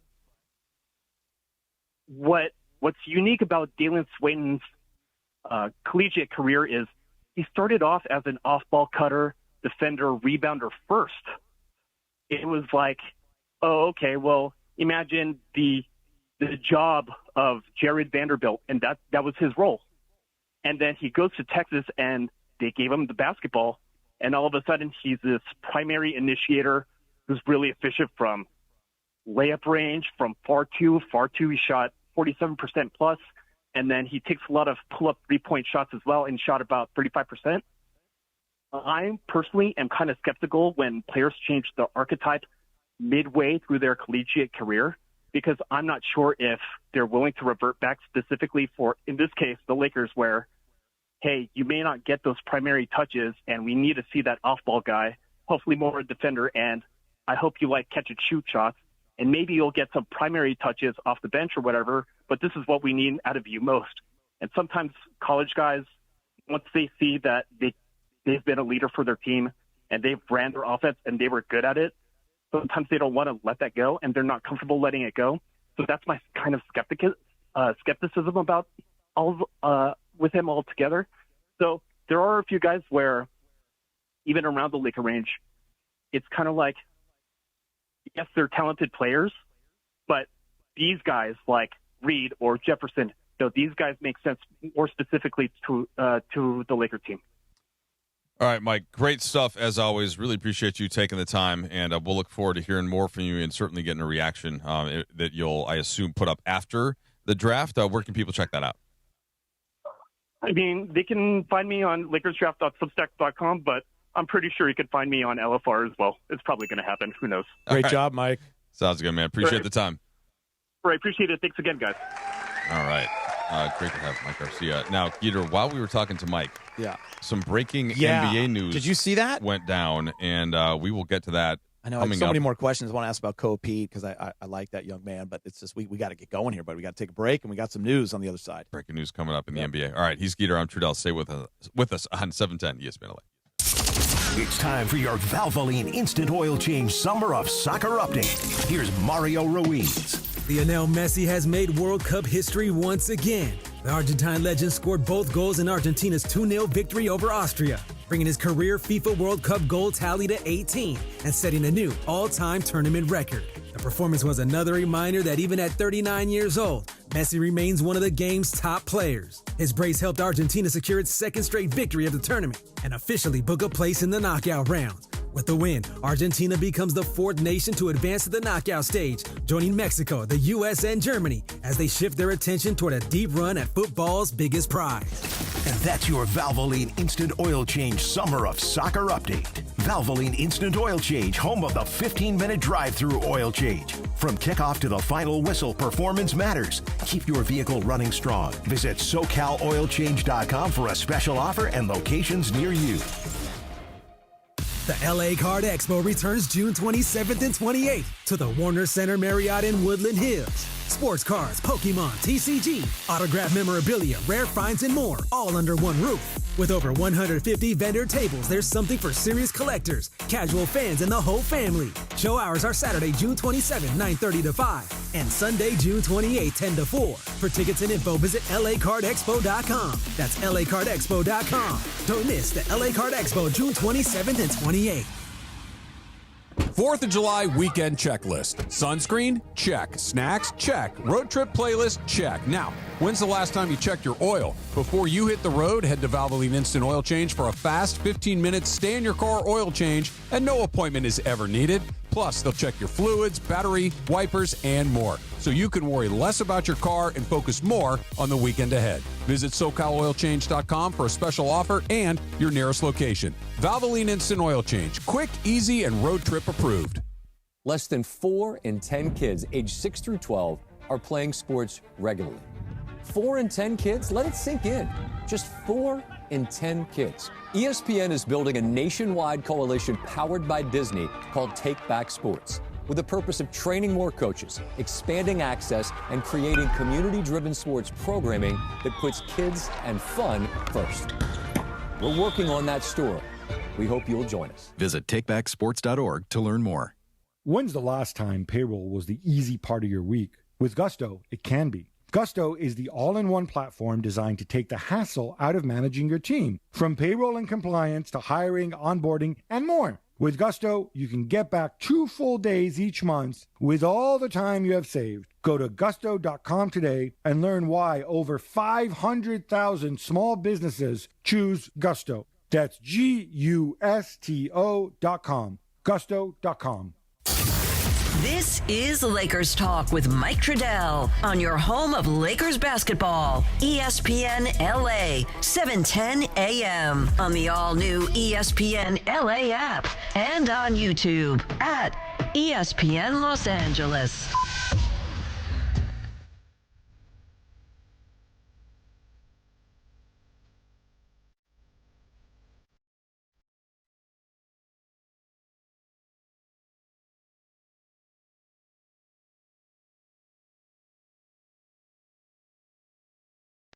Welcome back to Lakers Talk. I always hate interrupting Method Man when he's in the middle of his flow like that. Chris McGee and Mike Trudell with you. So as we were talking to Mike Garcia, and I encourage you, if you want to know what's going on with the Lakers and draft picks and just in general, Mike's just a great source for it. I mean, I watch a little bit of college, not much. This is the time of the year where I'm cramming. This is what Mike does all year round, so he can tell you what you need to know about every player. He was great, by the way. Indeed. While we were talking to him, Geeter, text messages started to come in. Twitter alerts started to come in, and at least the first kind of out of nowhere trade pops up. All right, so Shams tweeting, just in, Minnesota is sending Julius Randle and the number 28 pick in the NBA draft to the Brooklyn Nets in a 3-team trade that sends Nick Claxton to the Bulls. Sources tell ESPN, the Timberwolves, I should say, will acquire Brooklyn's number 33 pick for Randle and number 28. So, first of all, Julius Randle is an excellent player. There are a couple of matchups in the postseason that he's had trouble with. One includes Oklahoma City, who most bigs do. One includes San Antonio, which, of course, was the case this year in the Timberwolves losing to San Antonio. But a really good, effective player. Now, he does have a bigger, if not a huge, salary. And let me tell you exactly what it is and how much is left. So Randle is set to make $33 million this year and then has a player option for $35 million next year. So not like, honestly, I think that's pretty fair for the production that he gives you. But what's interesting here, Geeter, is that the Wolves don't get a player back in this deal. And one thing that they can do with that money, and I saw Bobby Marks tweet this, is that sure, now this gives them money to keep Ayo Dosunmu, who they traded for but was a free agent. And I guess no way they were going to let him go, Mike. No, they weren't. I mean, I guess they could. Let's see. So they'll have the flexibility, Bobby Marks tweeted, to re-sign Ayo Dosunmu and have available the $15 million non-tax mid-level and a $5.5 million biannual exception that also creates, and this is where it gets interesting, Geeter, a $33.3 million trade exception. So do you think this is the precursor to the Wolves doing something bigger? And I don't know that, are they trying to get back into the Giannis mix? Are they trying to get into the Ja Morant business? Is there some other player? What's the first thing that struck you when you saw this? The first thing that struck me, you and I were talking off air, was signing Dosunmu. That's what I thought. And then you mentioned maybe Naz Reid slides in to the starting spot. Now you have the $15 million, but that trade, $33 million, makes me think they're going after something big. I also thought, what does that mean for AR in Brooklyn in terms of, can they still offer him a max? That's another good question. What did you say Julius is going to make? 33? 33. Now, in there, they have so many young guys, right? That I feel like they could probably, if they had to, they could probably find a way to get to a number. But that's something that is definitely worth ironing out. Another part of that I liked was Claxton, because I've always kind of thought of him as someone that the Lakers might target. And now he goes to the Bulls, right? So Claxton goes to the Bulls, and the Bulls don't really have any bigs, so that makes some sense for them to get into that ball game. And as far as like Lakers relevance for this, I'm not sure that I see it pending what it does to Minnesota, because they do have plenty of talent. They can just start Naz Reid, former Sixth Man of the Year, and they get. I mean, I think he's better coming off the bench personally. Yes, just in terms of the sort of the spacing makeup of your team on offensive, instead of, because that's what ended up being the problem with them going against San Antonio, is that they couldn't really play Gobert together with Randle because Wemby could just hang out closer to the rim and take away the downhill threat to an extent. In this case, if you have Naz starting right from the jump, then Gobert is your only big and your only guy that doesn't shoot, and you can essentially ask Jaden McDaniels to take a larger share of some of the offensive things that he can do. And then, again, you play a Dosunmu more, and you figure that he now would be likely to come back. But as far as the Wolves, they didn't get better by doing this, but maybe they can use that trade exception money. Maybe they can use the exception that they traded for, that they created. And that is a team that has done a lot of smart things in recent years with Tim Connolly at the helm, and they've got a lot of people there that are more than willing to make deals. So and they feel they're in a window right now. They've been to 2 Western Conference Finals in a row. They played the Spurs tough, even with the injuries, right? They are one of those teams that plays a higher level in the playoffs because of the way they're able to defend. Gobert was much better on the perimeter. He did a really nice job defensively. Remember a couple years ago, he's getting played off the court. That did not happen. And in hindsight, that was a little bit unfair because Luka does it to everyone. Luka does it to everyone, and also that was just happening more to bigs before I think bigs got used to the fact that they're getting called up for ISOs. So and teams are now rotating a little bit better behind that. So I think it's a good point you make. Do you think this is more about signing DeSumo, or is this a bigger piece to come and join them? I think it's because they didn't get any players back. I think that right. I think that it's something else is coming. I don't think that the Wolves would just do that if they didn't have something else in mind. And again, it seems still unrealistic to think that they could pull something off for Giannis, but some other player, and again, I mentioned the name John Morant. Maybe that's something that they're intrigued by. But Anthony Edwards, this might surprise. Actually, let me just ask you guys: how old do you guys think Anthony Edwards is? 23. Okay, no. Anyone else? Taking other 25. I would say 25 as well. Okay, so he's 24. So right in the middle of you guys. Okay. So I think I thought maybe somebody was going to say like 26 or 27 because it seems like he's been around for a long time, and he kind of has now. But he was 18 when he came into out. the league. Yeah, from Indiana. But like 24 is still very young. Yeah. Now he'll turn 25 in August.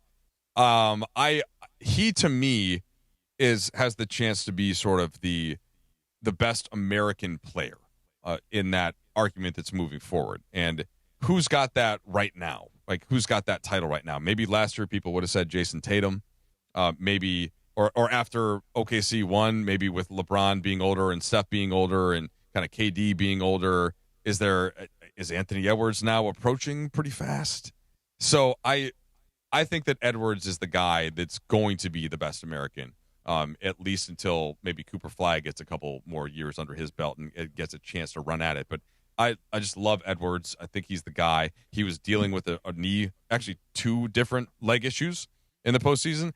And maybe that's why they struggled a little bit more against San Antonio than kind of blaming it on Randall, who had to carry more of the burden because Ant wasn't fully healthy, Geeter. They did a pretty good job in that series, right? That went 6. Yeah. When did they leave? When did they lose Dante? Early. Yeah, early. Lost in that. Early. And like you said, Ant came back to play. Yeah. But he definitely wasn't himself. Minnesota's a tough playoff team, man. We saw it a year ago, the way they're able to defend, big, physical, Gobert rim protection. AO now happening, man. Emerging. Trudell, things are happening. This is what that means. Things are happening. The draft's tomorrow. There's going to be movement. Is anybody going to move up in the draft? We usually see that too. I mean, that's big in football, but I like to see that in the NBA. Like, could the Lakers move up, Mike?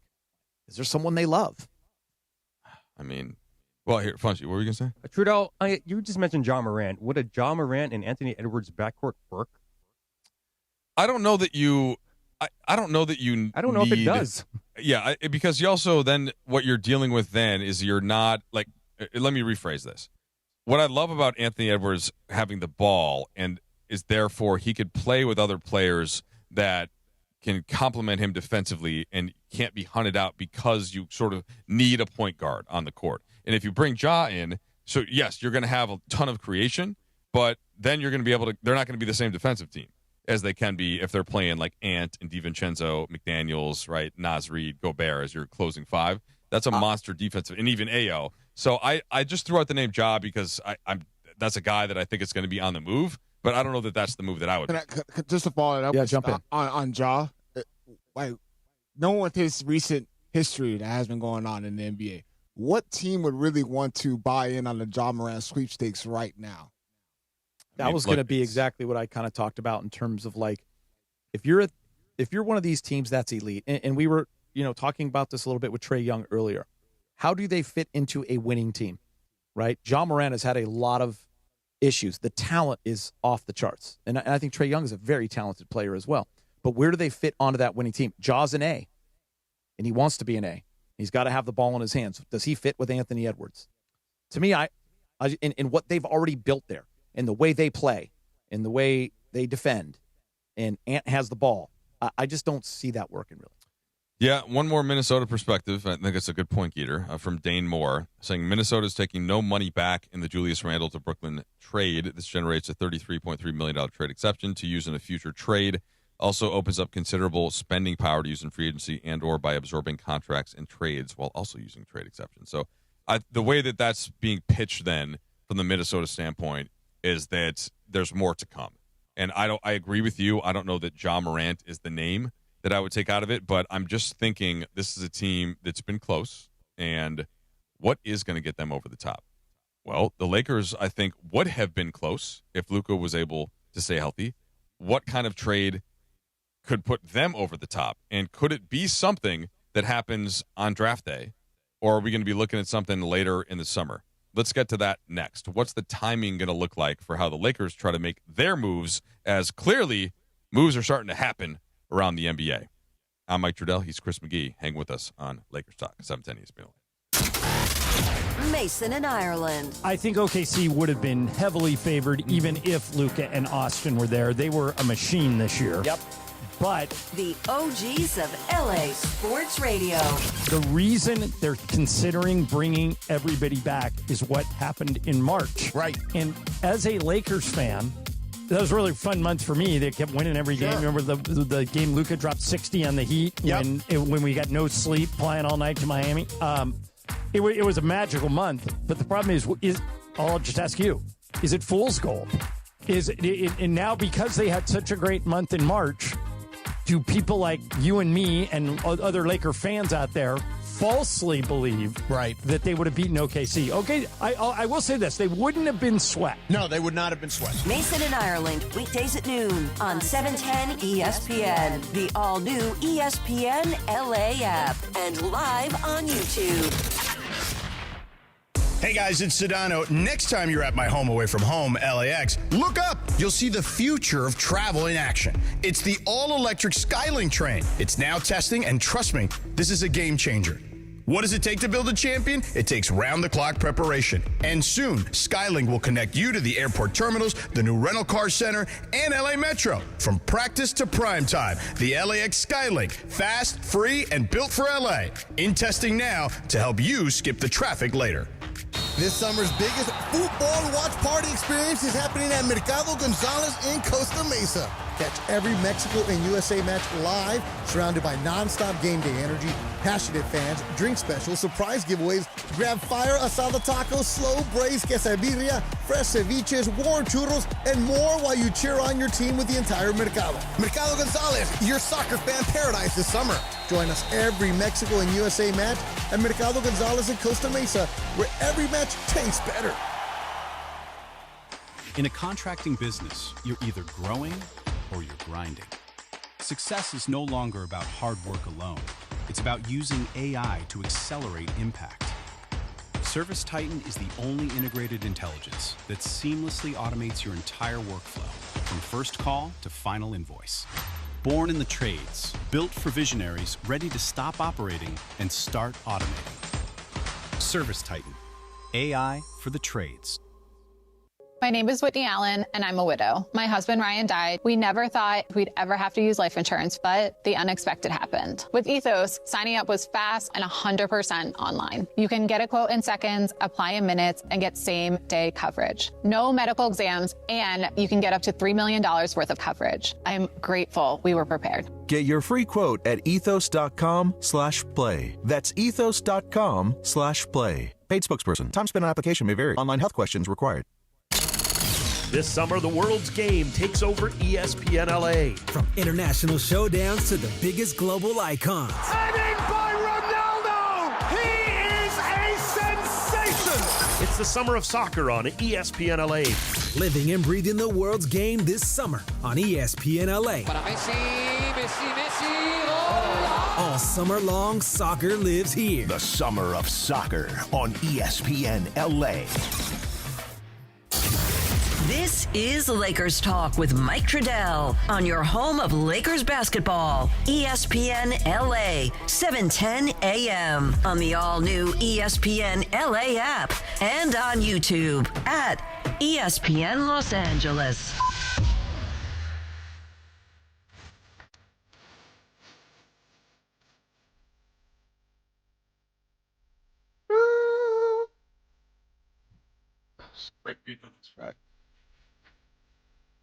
By the way, DeAndre is always on his game. Yeah. This is a jam right here, man. Yeah, this was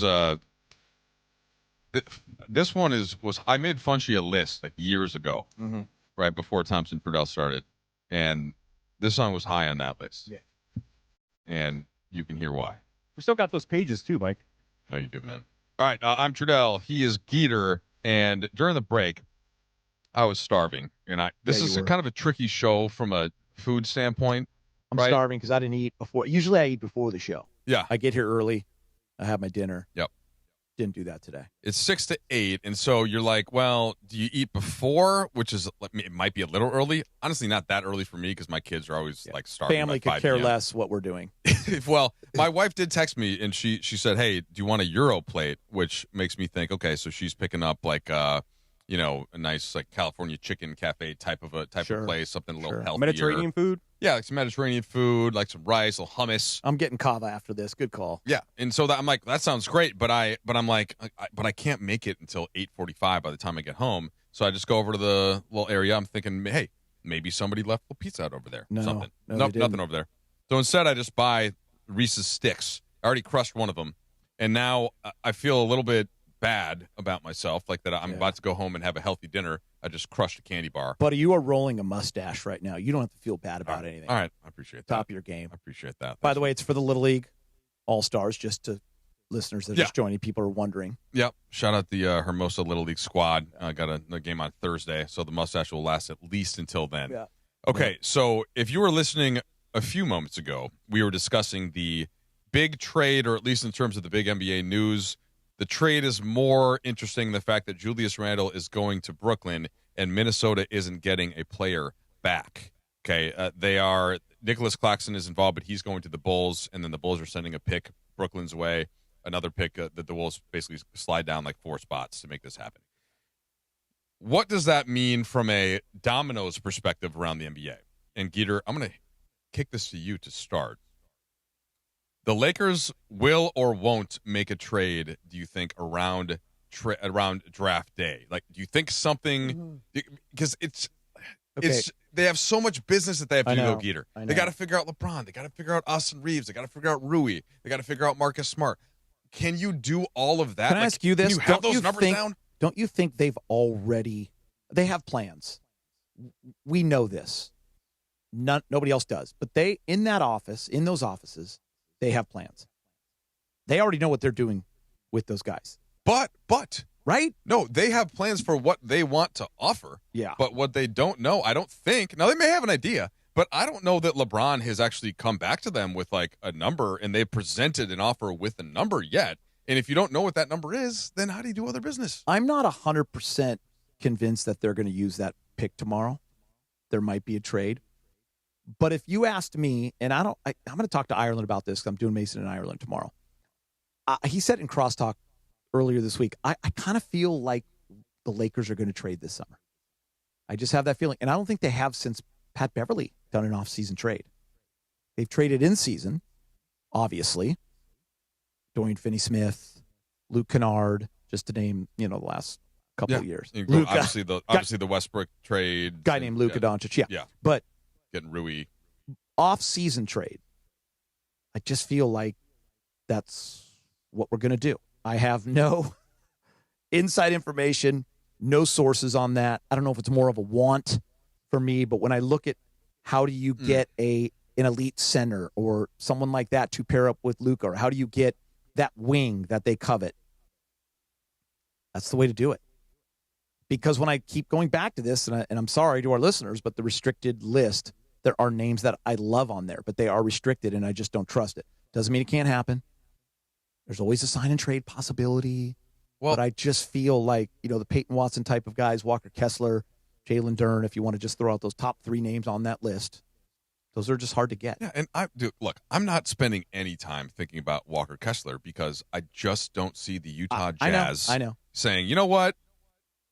But, go ahead to the Lakers. But, Mike, to be fair, I think that door opened slightly because of the reports that they weren't happy with that initial offer. I don't think it means anything. To me, that's called leveraging. I know. I think that's just Walker Kessler's agents saying, "Hey, we're not happy with this," and then another team thinks, "Well, hey, what if maybe we could get in this now?" And all that does is drive up the price of that they will still match. Yeah, because they have the money to do it. They can always move him later, and they might draft Boozer, by the way, at number 2, and then that gives them a little bit more leverage. Right, even not that he's going to be the rim protector alongside Jaren Jackson, but he can play 5 in a rebounding because they want instance. Jackson at the 4 and Kessler at the 5. I would think. Yeah, I think so. And now you're going big with Lowry Markkanen, and then you got George and they're also you got Bailey and whoever you draft. And they've got time to figure that out. They do. Yeah. Okay. Well, so back. Do you think they pick tomorrow? Well, this is to get back to the Lakers. I'm glad you led me into it like this.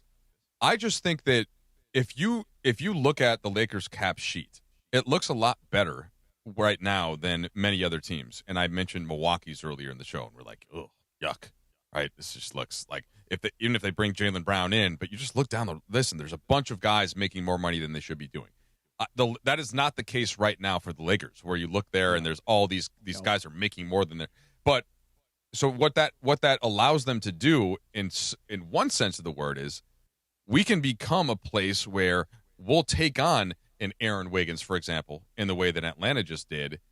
It's just that the Lakers don't have those future second-round picks in the same way that Atlanta did to send out. And so is there a player that is like a first-round pick trade caliber type of a player where you would put something in and you can absorb that salary right now because you haven't paid Austin yet, because you haven't paid LeBron for this year yet, because you haven't re-signed Rui Hachimura yet? Is there a player that's good enough of a long-term fit with Luka?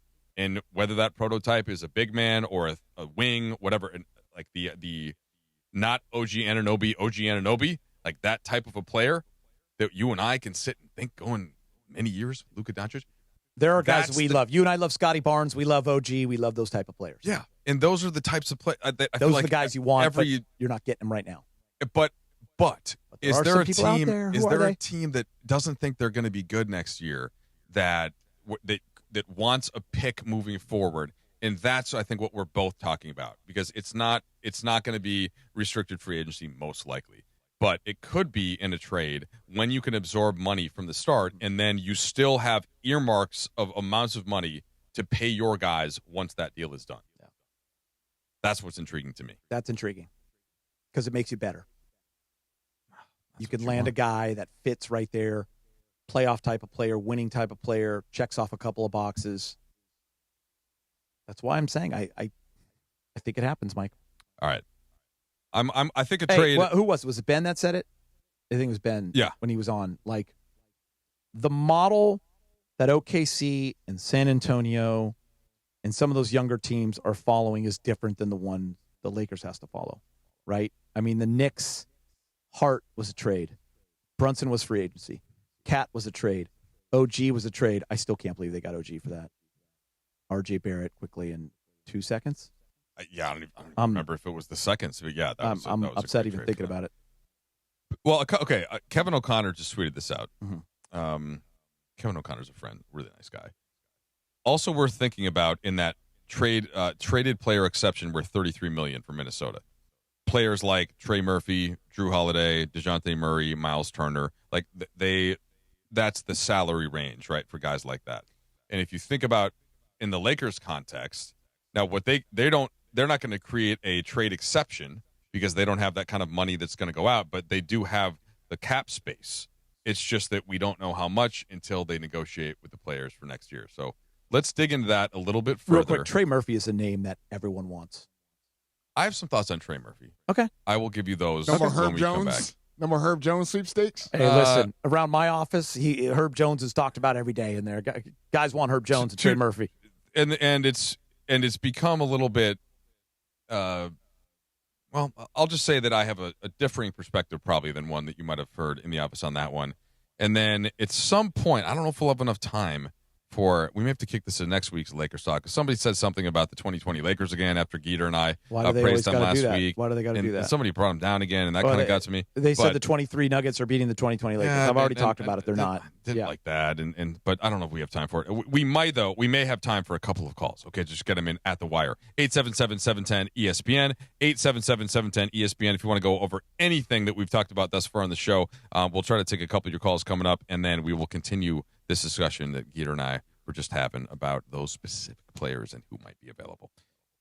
I was about to say I was going to name the show, and then I feel like, well, we don't have a name. It's Lakers Talk, but I was going to say something like Geeter and Trudell, and it sounded good.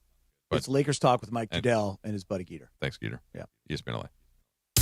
You never know what you're going to get when you wake up with Sedano and Cap. Yeah, he's still a face of the franchise. I can't believe you don't think he is, George. Not on the Lakers anymore. He has willingly given that thing up. Hell, he was trying to give it to Anthony Davis, for God's sake. It doesn't matter if you say you're going to give it up. Tell him, Ev. Okay, then get rid of him. Then get rid of him. If you believe LeBron is the face of the franchise, what you're implying is an indictment on Luka. Sure, I'm okay with that. It's the morning show with Sedano and Cap. Weekdays starting at 7 a.m. on ESPN LA. The LA Card Expo returns June 27th and 28th to the Warner Center Marriott in Woodland Hills. Sports cards, Pokemon, TCG, autographed memorabilia, rare finds, and more, all under one roof. With over 150 vendor tables, there's something for serious collectors, casual fans, and the whole family. Show hours are Saturday, June 27, 9:30 to 5, and Sunday, June 28, 10 to 4. For tickets and info, visit lacardexpo.com. That's lacardexpo.com. Don't miss the LA Card Expo, June 27th and 28th. Call Jacob.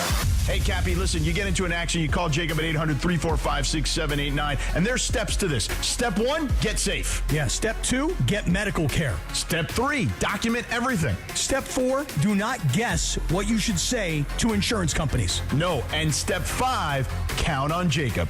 Count on Jacob. Accident or injury, call Jacob and Ronnie. Call Jacob, 1-800-345-6789. Call Jacob.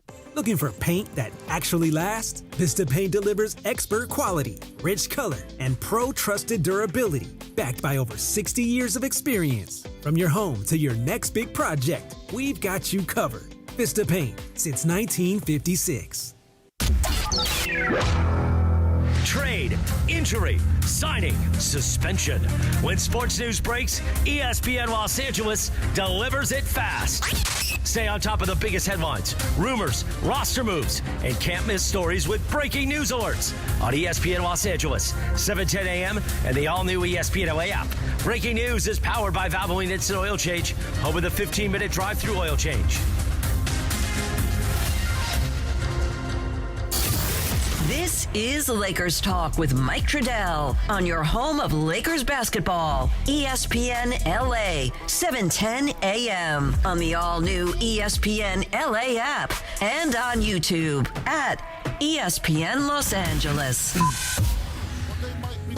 Look at they man eye. Big man, they never try, so we roll with them. Stole with them. I mean, loyalty.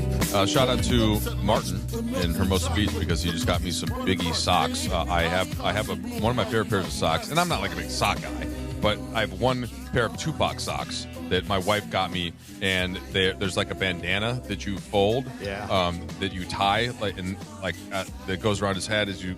If you're wearing shorts or something, that's cool. And my buddy saw that and got me a pair of Biggie socks. So I thought of that one. I feel came in with Biggie. I feel like Dre played this for me. Yeah, I mean, of course, man. Yeah, he knows that you vibe with you and B.I.G. go way back into the 90s. We're going to get to a couple calls here in a second, Trudell and Geeter with you. I'll just very quickly pay off what I said going into this. I really like Trey Murphy like everyone else, but I think that he is not OG Anunoby. Okay, he is not that level of defender. He has not had to have that level of interest in defending because he's been on bad teams for a while now. Great shooter, and especially at his height, and I think certainly can help a lot of teams, but it's not the exact kind of prototype necessarily that you're thinking of, especially if that's going to be like your max guy. And then Herb Jones, I think, is, I don't know, like his defense is pretty good, but he can't hit a shot. It's to me, he's not the type of player that you get excited about in the context of New Orleans thinking he's worth a bunch of picks or something. So that's all I'm saying. I know that tandem was out there, like, but they're good, not great. Like they're fine, not completely game changing to me, Peter. No, I know that's how you feel. That's how I feel. We've talked about it on Spectrum, and I think you needed to get that out. Thanks for letting me get it out.